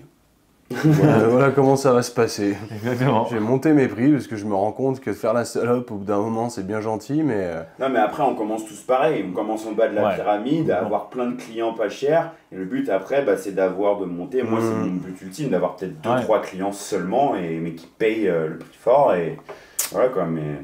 Bah ça, je sais qu'il va écouter, mais Aurélien, c'est ce qu'il me dit tout le temps. Hein.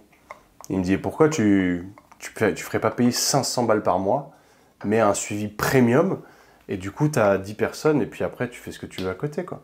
Et c'est vrai qu'au lieu d'avoir 20-30 personnes à gérer, mais moins cher, et des gars moins investis, bon, évidemment, pas tout le monde n'a la bourse de mettre 500 balles par mois, et moi, j'ai du mal à concevoir même cette idée que tu peux mettre 500 balles par mois pour ce genre de suivi. Après, tu l'as mis dans un coach business, par exemple. Moi, j'ai mis 10 000 € dans un coaching business, parce que tu sais que c'est un investissement et qu'il faut que tu sois assidu. Et c'est vrai que... Mais c'est toujours l'aspect aussi, c'est plus facile de vendre un truc où tu vas gagner de l'argent qu'un truc où tu vas être en meilleure santé.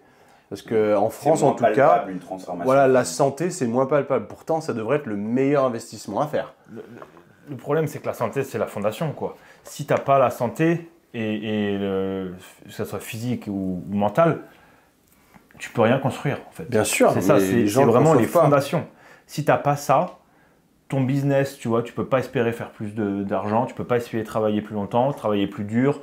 Tes relations, généralement, commencent un peu à partir en cacahuète. C'est vraiment la fondation, quoi.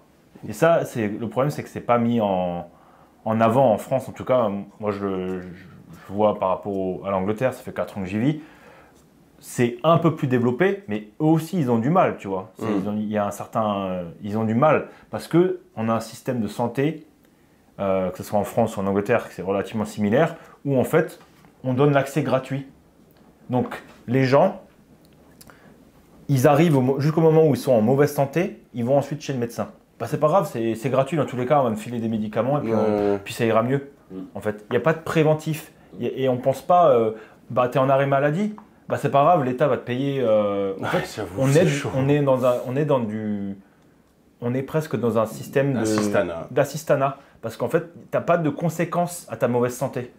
Tu vois ce que je veux dire? Alors qu'aux États-Unis, bah, tu veux te faire.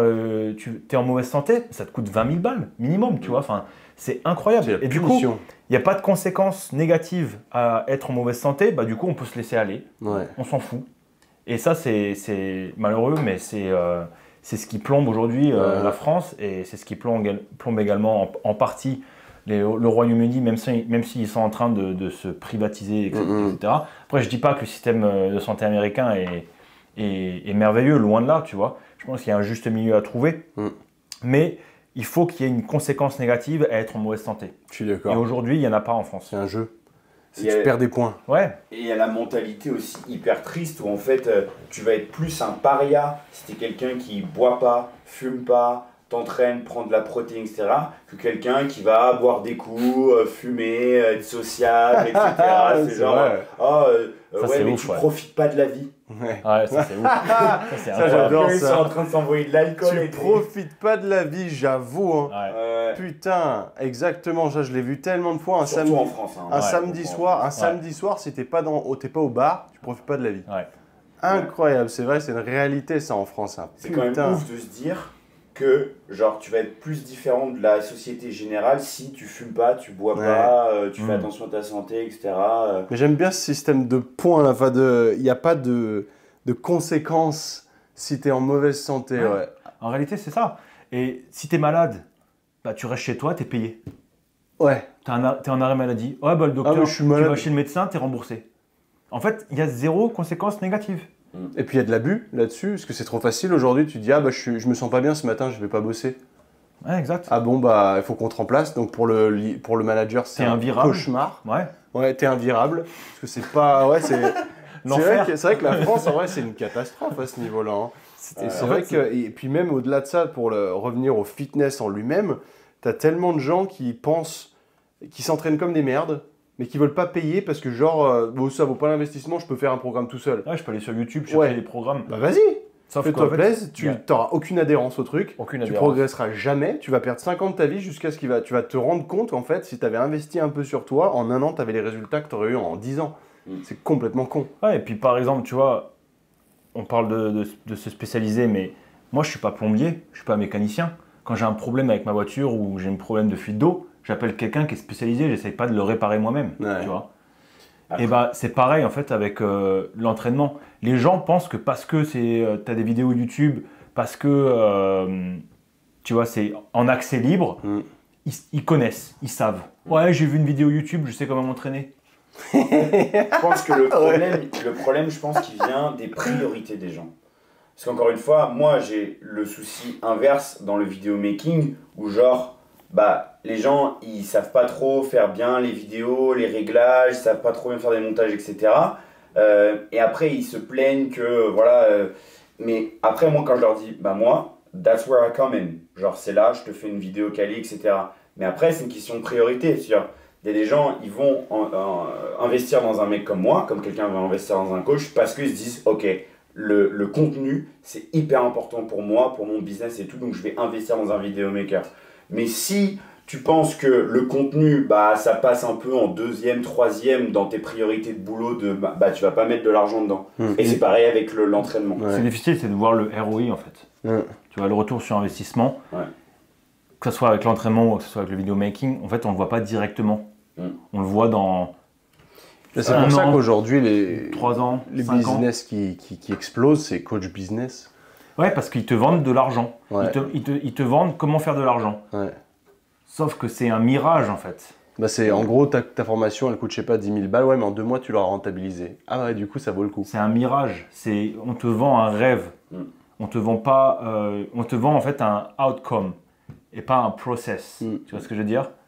Ouais, c'est un de mes combats journaliers avec mes potentiels clients et les discussions avec des potentiels clients, c'est de montrer genre is it worth it et genre est-ce que ça va convertir en nouveaux membres, convertir en de l'argent, parce que c'est ça que les gens ils veulent savoir au final, quels que soient les gérants de business, c'est genre est-ce que je vais gagner de l'argent, est-ce que je vais avoir un retour sur le ROI. Et moi, c'est un combat, c'est-à-dire, ouais, mais création de contenu qualité, ça veut dire que les gens, quand ils vont taper ton nom sur Google ou sur Insta, ils vont tomber sur une page, waouh, c'est super quali, super joli, etc. Bah, ça va plus m'attirer qu'un coach où tu vas sur sa page et en fait, c'est que des trucs à la va-vite fait à l'iPhone, etc. Tu vois. La corrélation, elle est difficile à faire parce que c'est tout indirect. Le seul moment où c'est direct, voilà, c'est le coach business qui te vend, tu vas gagner ton argent. Mais admettons. Les coach business, ils me font délirer quand même parce que les mecs, je dis pas que c'est le cas pour tous, mais il y en a beaucoup qui développent leur activité en te vendant. C'est-à-dire qu'ils montent leur business en même temps qu'ils te vendent comment développer ton business. Ils n'ont jamais fait d'argent avant. Exact. Ouais. Et ça, c'est beaucoup sur les réseaux, tu vois. Et ça me fait halluciner, quoi. Parce qu'en fait, ils te vendent, c'est comme s'ils te vendaient la pilule minceur. Prends ça et dans 12 semaines, je te jure, tu auras perdu 2 kilos. Mais eux, ils sont obèses. Enfin, c'est un peu ça le truc. C'est-à-dire que comment gagner 1 million, mais en tout cas, ils gagnent 1500 par mois. Ouais, mais où là, ce serait dans ce cas, ils m'écrivent en même temps que toi. Là, ça charlatan, là. Du coup. Mais c'est vrai que dans le business, t'as des mecs qui créent des business en te promettant comment gagner 10 000 € par mois. Mais moi, je vais les gagner grâce à ma méthode pour gagner 10 000 € par mois. Tu vois ce que je veux dire? Sinon, je les aurais pas gagnés. Mais ça, c'est un peu le pyramide scheme, du coup. Quelque part. Ouais, quelque part, mais il y en a beaucoup qui le font et c'est horrible parce qu'au final, ils n'ont pas plus de compétences que toi. Quoi. Après, c'est genre fake it until you make it. Tu vois, les mecs qui sont à fond dans ce délire-là, mais au bout d'un moment, et je dis pas que c'est le cas pour tous les coachs business, il y a des mecs qui sont très compétents, qui ont monté des business, qui savent, pour le coup, qui savent ce dont ils parlent, tu vois. Heureusement. Et moi, j'ai la chance d'être bien entouré par rapport à Londres, tu vois, par des mecs comme Ollie Marchand, James Robinson. Et eux, justement, c'est pourquoi je suis avec ces gars-là. C'est parce que c'est l'antithèse de tous ces mecs qui te promettent monts et merveilles. Tu vois, moi, ils n'arrêtent pas de me dire long game, play the long game, dans 10 ans. Tu vois, dans 5 ans, dans 10 ans. T'en es qu'au début. Tu vois, les mecs, ils ne me promettent pas monts et merveilles. Ils te disent, ça prend du temps de monter un business, de développer son activité, d'avoir... sauf qu'aujourd'hui, tu as des mecs qui arrivent sur le réseau et qui disent ouais, dans 12 semaines ou dans 16 semaines, je te promets que tu vas faire 10 000 € par mois. Bah, y a la même chose pour le physique. Ouais, tout le monde vend des programmes magiques en 30 jours. Ouais, et ça me rend fou parce que je leur mets, alors commence par 12 semaines, mais tu vas pas te transformer en 12 semaines. Non. Faut être réaliste. Non. Tu vas avoir des progrès, c'est une certitude. Si tu pars de zéro et que tu n'as pas de structure, pas d'adhérence au programme, là, tu vas te transformer. En tout cas, tu vas commencer ta transformation, mais ta vraie transformation, elle va arriver sous 2-3 ans. Et il n'y a pas le choix. Et le problème, c'est que c'est le marketing aujourd'hui qui est triste. Tu n'as pas le choix. Et là, comme on disait, pour convertir quelqu'un à ça, réellement, tu lui changes la vie sur 10 ans. Sauf que, mais c'est dans longtemps. Mais il y a aussi... Instant gratification. Et puis, voilà, il y a l'instant de gratification, mais il n'y a pas l'aspect monétaire. C'est, je te donne de l'argent tout de suite. Et du coup, est-ce que voilà. Mais au fond, si tu te transformes déjà physiquement, vous le savez comme moi, on sait tous transformer physiquement. Ça prend ton mindset, non mais ton mindset change. Tu prends confiance en toi. Avant, tu n'avais pas. Complètement. Moi, j'étais le plus gros des bisous quand j'avais 18 ans. Et là, à 33, je me suis transformé physiquement. Ça a changé mon état d'esprit. Et vous aussi. Et par définition, potentiellement que ce nouveau mindset va te faire atteindre des partenaires de vie de meilleure qualité aussi.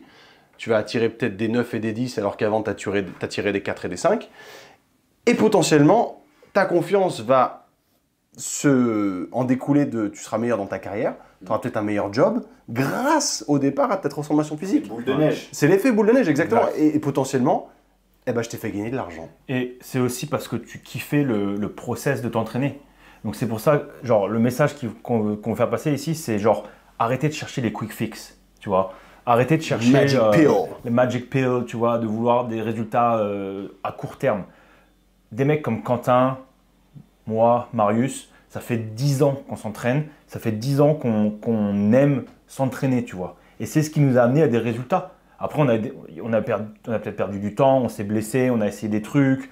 Tu vois, on n'a pas forcément pris une route droite, rectiligne. Mais ça fait partie aussi du processus. D'apprentissage aussi. Et c'est pareil dans le business. Et c'est pareil dans la vie, en fait, en général. Ouais. C'est que je pense que les gens, aujourd'hui, ils veulent des résultats instantanés ou rapides. Et s'ils n'en ont pas, ils baissent les bras, ils abandonnent. Tu vois. Ils recommencent plus bas que là où ils étaient. Bah après, il y a le syndrome de l'objet brillant. Ouais. C'est tu testes autre chose, tu testes autre chose. Ouais. Ah, lui, il a une méthode différente. Teste une nouvelle diète, certains machin. clients qui vont m'embaucher pour faire une vidéo pour promouvoir que ce soit un produit, leur box, machin, et qui après ils vont engager un autre mec, et après un autre mec, et tu regardes leur Instagram ou leur page, tu as une vidéo qui ressemble à ça, une vidéo qui ressemble à ça, qui a rien à voir, etc. Alors que si tu étais resté avec la même personne, tu as une ligne conductrice et tu as de la qualité, quoi. Tout testé, rien testé. Ouais, c'est bien, on n'a pas répondu à une seule question de tout ce qui avait été posé. Ah oui, t'as des questions. Ouais. En vrai, on est parti en freestyle. Non, mais c'était- bah, on c'est peut faire- toujours comme ça, mais pour On peut terminer. faire un rapid fire. Hein. Ouais, C'est quoi mais les de toute questions façon, il y a une question qui revenait pas mal. C'était en gros, qu'est-ce que enfin, où vous vous voyez dans 10 ans, votre long-term game en fait. Et c'est vrai que c'est une question intéressante et elle est Une bonne revenue question, plusieurs fois, mine de rien, c'est marrant. Attends, c'était où? Ouais, tu vois, même Aurélien, il a envoyé où vous voyez-vous dans 10 ans, et c'est même pas le seul mec qui a envoyé ça. Après, il y a des questions un peu plus entraînement, mais du coup, je pense que c'est pas vraiment adapté. Tu veux un Ocolo J'en prendrai Mais un tu vois, autrement. pareil, vous avez par exemple une vision relativement claire d'où vous voudriez être d'ici plusieurs années, vous êtes plutôt focus sur votre présent en mettant des actions en place pour voir où cela vous mènera. Bah, Louis, dans 10 ans, tu te vois où? C'est dur comme question en C'est vrai. une question, en fait, tu m'aurais demandé, genre, il y a 10 ans, où est-ce que je me voyais dans 10 ans? Ouais. Ça aurait été complètement différent, en fait. Tu n'auras pas pu répondre. Tu n'aurais pas pu répondre à cette question. Donc, je pense qu'il faut établir des valeurs de vie par rapport à ce que toi, tu es, en fait, et te laisser ensuite naviguer, tu vois. Ouais. C'est-à-dire que tu ne pourras jamais prédire où est-ce que tu seras dans 10 ans. Moi, j'ai une vision de où est-ce que je vais être dans 10 ans. Par exemple, tu vois, si je te donne ma vision maintenant, bah, ça se trouve, dans 10 ans, ça ne sera pas le cas. Je pense que c'est plus une question de direction plutôt que de end goal. C'est pas Exactement. genre, c'est pas où tu vas être à un point Z, c'est vers où tu veux aller. Vers où tu veux tendre, ouais, exact. Parce que tu m'aurais demandé il y a 10 ans où est-ce que tu veux être, Louis. Enfin, genre, Déjà, je pense où est-ce 5 que ans. tu seras. 5 ans, c'est un peu plus papable, je trouve. Ouais, après, bien évidemment, que j'ai des objectifs, j'ai des actions dans lesquelles. J'ai des objectifs que je veux réaliser. Comme le fait d'avoir un gym, d'avoir une prog en ligne, etc. Ça, c'est des choses que j'ai envie de réaliser. Après, encore une fois, est-ce que ça sera en Angleterre, est-ce que ça sera ailleurs, ou est-ce que, Admettons quand est-ce que là, ça comme sera ça, tu te vois dans 10 ans, tu te vois où? C'est quoi ton lifestyle? Ta journée idéale? Ma journée idéale dans 10 ans, je pense me lever relativement tôt, tu vois, 6h, 6h30. Avoir en fait un mélange de structure et de flexibilité. Et d'avoir cette capacité de faire ce que j'aime, donc par exemple coacher les gens, apporter une valeur ajoutée, un impact aux personnes qui sont autour de moi. Après, ça peut être par exemple dans 10 ans, coacher mes équipes plutôt que de coacher des individus tu vois, au quotidien. Ouais. Ça peut être par exemple coacher mes coachs. Ça, je sais que moi, c'est un truc qui me drive, tu vois, okay. qui m'a vraiment... et c'est quelque chose que j'ai envie de développer, ouais. Où Encore une fois, je pourrais pas y répondre, ça peut être en Angleterre, parce que je suis en Angleterre actuellement.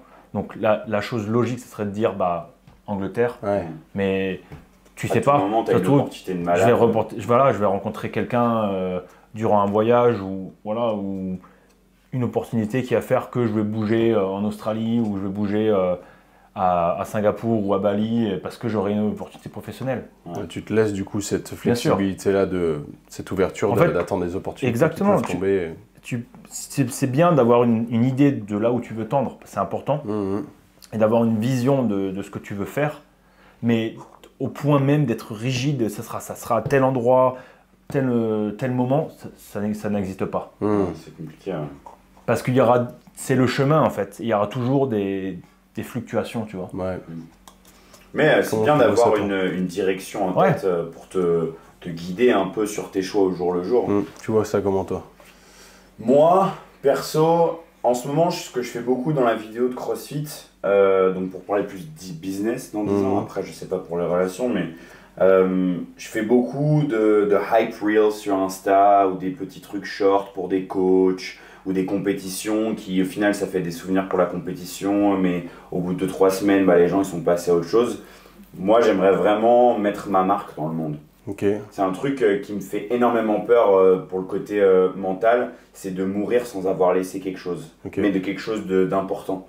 Et c'est pour ça que j'admire beaucoup de gens dans le milieu de la création vidéo de CrossFit qui sont un peu plus loin que moi dans leur carrière, qui font du documentaire, qui font des belles choses. Et c'est vrai que c'est sympa de faire un slow motion d'un snatch et c'est joli à voir. Et puis ça permet d'avoir beaucoup de visibilité, ça peut être viral, etc. Mais j'aimerais arriver à une situation financière assez confortable, peut-être pour me consacrer à des projets perso mais un peu plus quali, de création de documentaires. Moi je rêverais de faire un fittest quoi. Un Fittest on Earth, c'est ce qui m'a donné envie de faire ce métier. Donc Fittest on Earth, c'est une série de films documentaires qui suivent la saison d'athlètes de CrossFit jusqu'au CrossFit Games, qui est un peu le championnat final. Voilà. Et voilà, et à faire du contenu où en mode Truth Films, il fait pas juste des petits hype reels sur Instagram, genre il a fait un gros docu, putain et tout. Et ça, c'est un but, je t'avoue, que j'aimerais bien y être. Après, encore une fois, si c'est dans 5 ans, ou dans 6 ans, ou dans 10 ans, j'en ai aucune idée. Et pour la location, pareil que Louis, tu vois là, ça fait 2 ans que je suis aux Pays-Bas, j'ai mon business et tout, etc. Mais il y a peut-être un potentiel client qui est en train de s'ouvrir en Norvège. J'ai n'importe quoi, j'ai matché avec une meuf quand j'étais là-bas qui est norvégienne. Enfin, je sais pas. Here we go. Non, mais je vais commencer à y aller plus souvent pour le boulot. Ça peut être 2 semaines et puis ensuite ça sera toutes les. Et en fait, peut-être dans 10 ans, j'habite en Norvège. Dans un an. Ouais, why not en vrai. Hein. C'est vrai, tu te laisses. Tu sais pas, dans 2 jours en fait, là il est chaud, il parle à la meuf. En fait, je vous ai pas dit, mais. Ouais. Ok, cool, c'est intéressant. Et toi vous avez cette flexibilité on verra aussi au niveau des opportunités, mais vous avez un fil conducteur, quoi. Ouais. Moi, au-delà de ma vision 10 ans, au-delà de savoir où je serai, c'est surtout qui est-ce que je vais devenir qui m'inspire plus. Quel type de qui j'ai envie d'être dans 10 ans. Quand je regarderai dans 10 ans, quand j'aurai 43 ans, quand je ferai une réflexion de qui j'étais à 33 ans, qu'est-ce que je fais de mieux que cette personne-là? Est-ce que je suis plus près de mes valeurs? Aujourd'hui, toutes les frustrations que j'ai, est-ce que je les ai encore? Est-ce que je suis peut-être un bon père, le meilleur husband possible, le meilleur boyfriend, quoi, et je veux une indépendance totale au niveau business. Moi, ce qui m'importe le plus, c'est la liberté géographique au-delà de tout. Parce que tu as la liberté financière, tout ça, c'est très bien.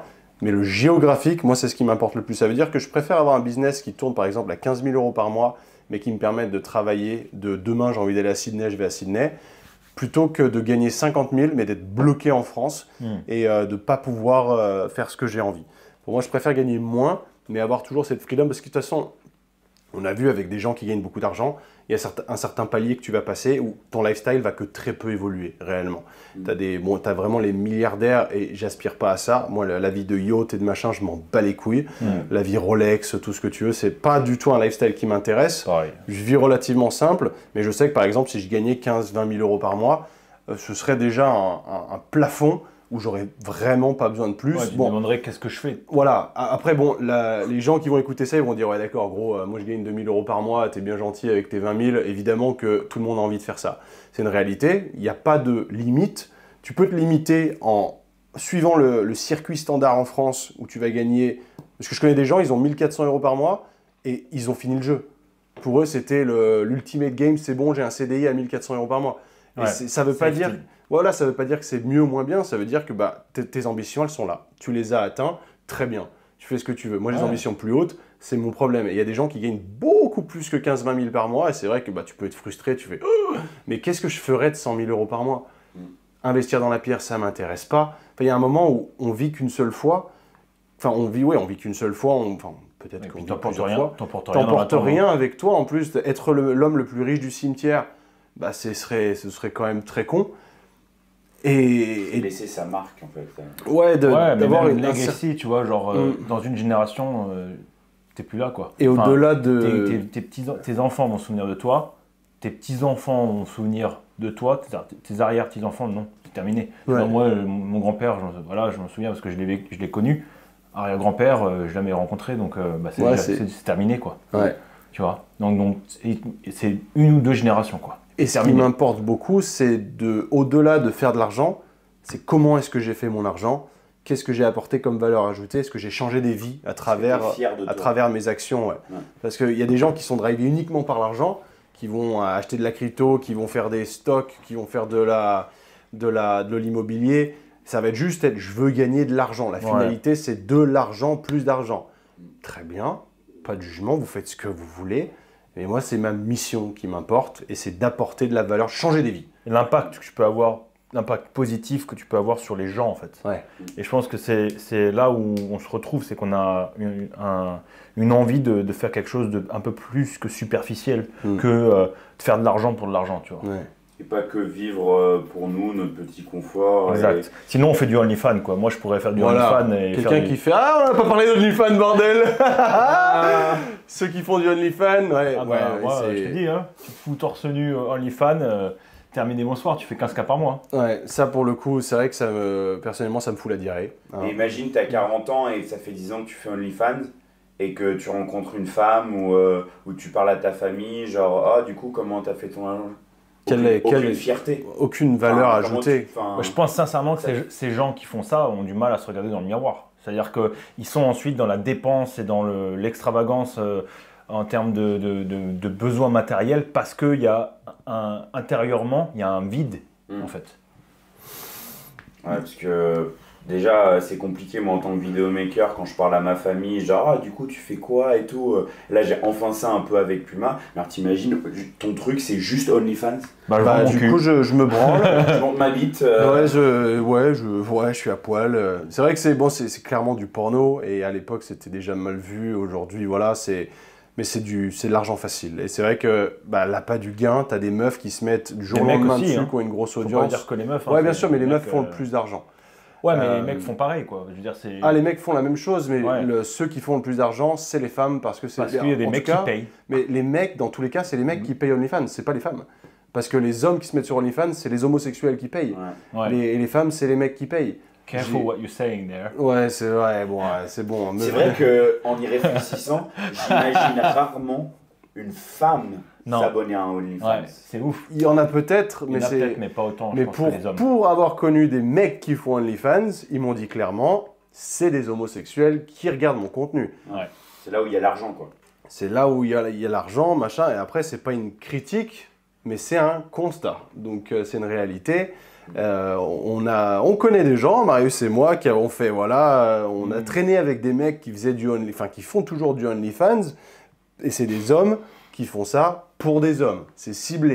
Ouais. Parce qu'avant d'être un mec qui va chauffer des nanas à prendre des memberships pour toi, c'est vrai que c'est pas du tout le même état d'esprit. J'ai jamais rencontré une seule fille qui m'a dit, moi je paye le OnlyFans d'un mec. Soit genre un high value man ou genre, je sais pas, un acteur mondialement connu. J'ai n'importe quoi. Imagine Brad Pitt, il ouvre un OnlyFans.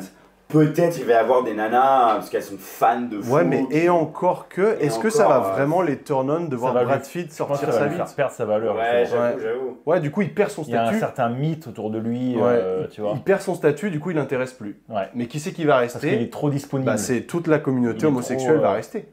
Exact. Donc, ceci explique cela. CQFD.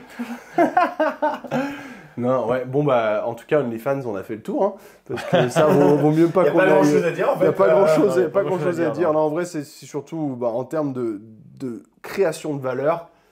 Enfin, aujourd'hui, en étant tout à fait cash, tu crées un OnlyFans, t'as pas de vie, t'as pas envie de créer de la valeur, tu veux juste faire de l'argent facile. Moi, ça m'intéresse et t'as pas de dignité, t'as pas de respect pour toi-même. Je veux dire, si t'es un daron et que ta fille, elle est sur OnlyFans, t'as pas envie de ça pour tes enfants. Et même, t'as pas envie que ton fils il soit sur OnlyFans. Si aujourd'hui, ton fils il est sur OnlyFans, t'as mal fait ton éducation. T'as mal fait ton travail et ça te fait chier. Même si ton fils il dit « Ouais, mais papa, je ramène 20 000 € par mois et je me branle pour des mecs », Mais est-ce que tu t'écoutes là? Ouais. Est-ce que tu t'écoutes? Est-ce que ta création de valeur... Je pense que même le mec en lui-même, déjà, le mec qui fait ça, il vit déjà une espèce de mal-être. Ouais, quelle est ta mission aujourd'hui? Ouais. Après, tu vois, je sais pas ce qu'il fait le mec qu'on connaît, mais souvent, je pense que Ah bah non, on a vu, hein. Il y a eu des fuites, hein. Non, c'est-à-dire pourquoi il l'a fait ou autre. Je pense que les gens qui se permettent de se lancer l'agent, après bon, là c'est wild guess, hein, je sais pas si c'est vrai, mais c'est peut-être souvent des gens qui sont pas proches de leur famille, qui sont pas proches de leur père, leur mère, donc il n'y a pas trop de conséquences, c'est des gens qui sont un peu rebellés très jeunes, qui sont pas proches de leur famille. Désespérés quoi. Donc il n'y a pas... Désespérés. En fait, genre ils se disent, oh je fais OnlyFans, de toute façon je parle plus à mon père, je parle plus à ma mère, donc moi c'est vraiment un truc, imaginons je serais tenté, ce qui me bloquerait quoi, genre l'horreur que ma famille apprenne que je monte ma queue sur internet quoi. C'est ça qui est dommage, c'est la création, c'est la perception, c'est soit tu t'en... En vrai, tu peux te réagir comme ça en disant j'en ai rien à foutre de ce que les gens pensent de moi. Ouais. Moi, je suis blindé. Bah, tu vois, Adrien Laurent, là. Bon, lui, maintenant, il est tombé dans mon estime. Ouais. Mais il en a rien à foutre. Ouais. Mais je pense que moi, au-delà de ça, c'est même pas le regard des autres qui me gênerait le plus, tu vois, parce que dans ce cas-là, tu fais pas d'Instagram, tu fais rien, tu vois. C'est le fait d'aller te coucher le soir et de mettre ta tête sur l'oreiller et de te dire je suis fier de ma journée. Voilà. Tu vois ce que je veux dire? Non mais on en est là, tu vois. Ah, moi aujourd'hui, c'est ça aussi, c'est le fait de se dire qu'est-ce que j'ai fait dans ma journée qui me rend fier en tant que personne. Bah, qu'est-ce que j'ai apporté à la société? Ouais, ou même à moi-même. Et ces personnes-là, en fait, c'est creux, c'est vide. C'est juste, bah ouais, j'ai montré mon cul sur Internet et j'ai fait 500 €. C'est attristant, hein. C'est vrai que c'est attristant et je trouve que ça casse vraiment ce respect parce que quelque part, on a, dans l'ancien temps du moins, tu avais des statuts, des leaders, tu as des managers, pas des managers mais des généraux de guerre, je te dis n'importe quoi, dans la tête, là j'ai la guerre entre le Japon, la Corée, la Chine, tout ça à l'époque des samouraïs, tout ça, parce que j'avais vu des reportages et ça me fait penser à ça, parce que surtout l'Asie qui ont des statuts très hauts, pour eux c'est très important d'avoir le respect de leurs parents par exemple. Donc je pense que OnlyFans là-bas c'est pas trop développé ou alors c'est très très ghetto et très rébellion machin, mais dans l'Occident où on s'en branle, on n'a pas du tout ces transferts de... Enfin, c'est ce lien avec le respect familial et le respect des anciens surtout, parce que c'est vrai qu'en Asie, tu respectes ton nom. Tu respectes, ouais, voilà, exactement, tu déshonorises là ton nom en faisant ça, ouais, machin, c'est mes couilles, machin, je me branle et je gagne 20 000 € par mois. Putain, quand t'es le père et que t'as essayé d'élever tes enfants tu viens d'un certain milieu, ton grand-père a enseigné ça à son fils, ton père a enseigné ça à toi. Toi, tu vas enseigner quoi à ton fils? On en revient à la perte de valeur. Ouais, c'est ça. Et au respect, du coup, parce que tu peux être toujours dans cet état d'esprit de « je m'en bats les couilles de ce que les gens pensent de moi ». Oui, mais n'empêche qu'on vit en communauté. L'être humain n'est pas fait pour vivre tout seul et qui vit par rapport au statut des autres. Et le fait de faire ce genre de métier, entre guillemets, si je puis dire, ta valeur, elle est plus bactère en réalité. Tu n'as aucune valeur. Ouais. Et ta perception de valeur... Parce que moi, je respecte les gens au travers de leur parcours, au travers de ce qu'ils font. Et tu vois, j'interviewerai jamais un mec qui fait OnlyFans. Par exemple, sur le podcast, là, il y a Alex Viseo qui est passé, parce que j'admire son parcours, c'est génialissime. Et vous, je vous fais intervenir parce que vous avez des super parcours aussi. Si vous étiez aujourd'hui à me dire, ouais, moi, je gagne 20 000 € par mois, mais du coup, je fais une vidéo par jour où je me masturbe, cool. J'aurais envie de dire, t'es qu'une merde, en fait. C'est ce qu'on fait. C'est ce qu'on fait. T'es qu'une merde. Clairement, j'ai aucun respect pour ça. Et on peut me parler de tolérance ou ce qu'on veut, je n'ai aucun respect pour ça. Et je trouve que ça dévalorise complètement la personne et moi, j'aurais aucun respect. Une meuf que tu rencontres, qui est magnifique, qui a bien bossé, qui te dit « Ouais, mais sur le côté, j'ai un OnlyFans », je dis « ça marchera jamais. » En fait, c'est ça, il y a une perte automatique de valeur. En tout cas, chez moi, c'est même pas du jugement, en fait. De respect. C'est genre, tu tombes de ton... Tu vois, admettons, t'es 10 sur 10 ou 9 sur 10, mec ou femme, hein. Tu tombes en fait. Le mec, tu me dis, il fait du OnlyFans. Ah ouais. Tout de suite, boum. Il n'y a plus aucun respect. Et c'est vrai que le statut aujourd'hui, c'est une réalité. Et aujourd'hui, les femmes, elles ont de l'admiration aussi pour les hommes qui ont du statut. Ouais. Parce que du statut qu'ils ont mérité, ils se sont élevés à ce niveau-là par eux-mêmes, par leur travail, par leur parcours. Et aujourd'hui, si évidemment tu passes par le parcours court du OnlyFans, où tu fais de l'argent rapidement, ça se casse la gueule, c'est drastique. Et je pense que si tu es un mec et que tu fais du OnlyFans et que tu fais de l'argent,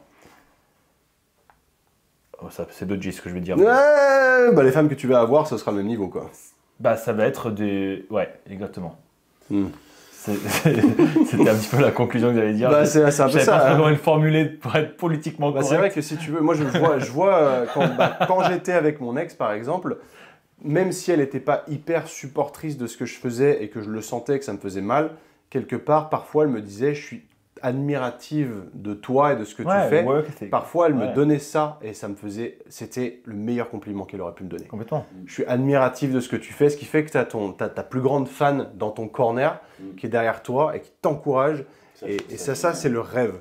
Elle n'a pas été comme ça jusqu'au bout, malheureusement, mais il y a eu une partie d'elle où elle l'a été. Et ça a été pour moi la fois où je me suis senti le mieux de toute ma vie. Ouais.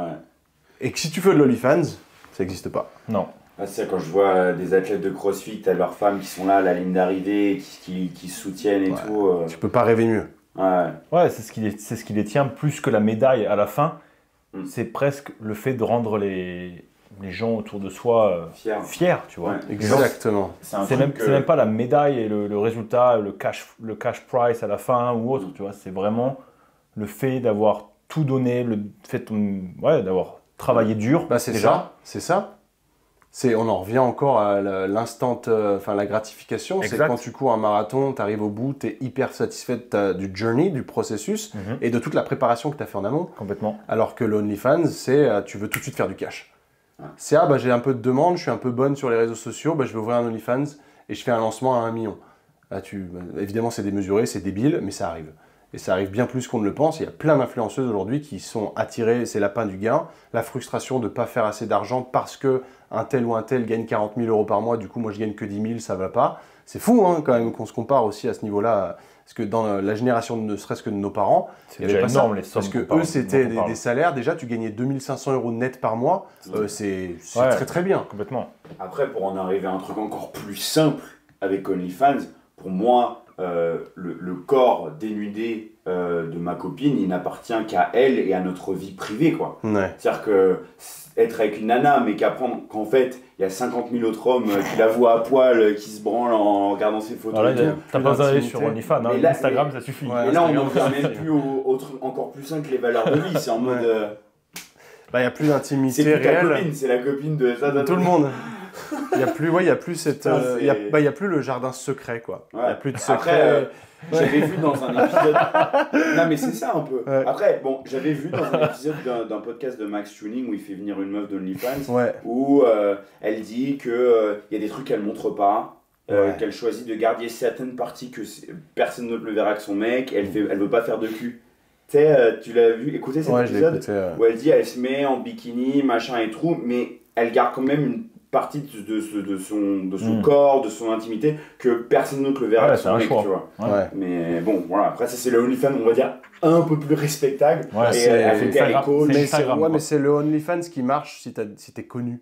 Parce que du coup, c'est de l'inclusif. Rien que de l'avoir en bikini, tu payes. Enfin, certains. Et ce qui est ouf, c'est que en fait, la frontière entre Instagram et OnlyFans, c'est simplement le fait que Instagram te enlève ton Faut te mettre contenu. à poil. Voilà, tu peux pas. enlève ton contenu ou l'interdit. Ouais. C'est littéralement la Sauf c'est frontière. la même chose. Ouais, Sinon, c'est la même chose. Ouais. Et mais vraiment, hein, ouais, c'est vrai. ouf. Mais c'est pour ça qu'une meuf qui est pas très connue, elle est obligée de se mettre à poil tout de suite sur OnlyFans. Elle est obligée. Si t'es très connu, t'es pas obligé, tu feras de l'argent. Tu feras pas Ouais. autant, mais tu feras de l'argent. Exact. Ouais. Mais une meuf pas connue, elle se met en bikini, tu fais bah non, je paye pas Mais pour ça.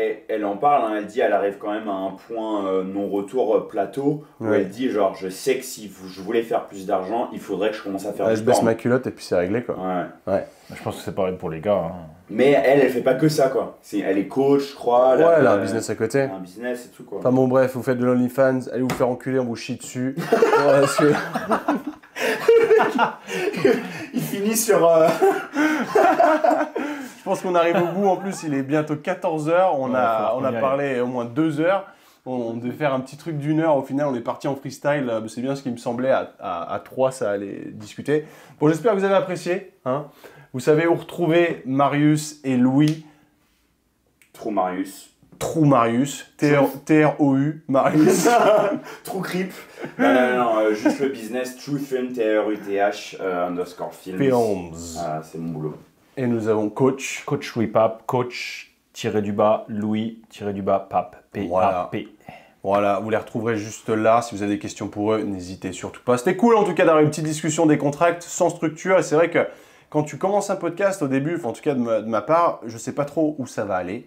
J'essaye d'avoir 2-3 questions de backup au cas où. Ça m'est jamais arrivé, hein. C'est le 138e aujourd'hui, ça m'est jamais arrivé d'avoir un blanc ou de trucs. Ça fonctionne.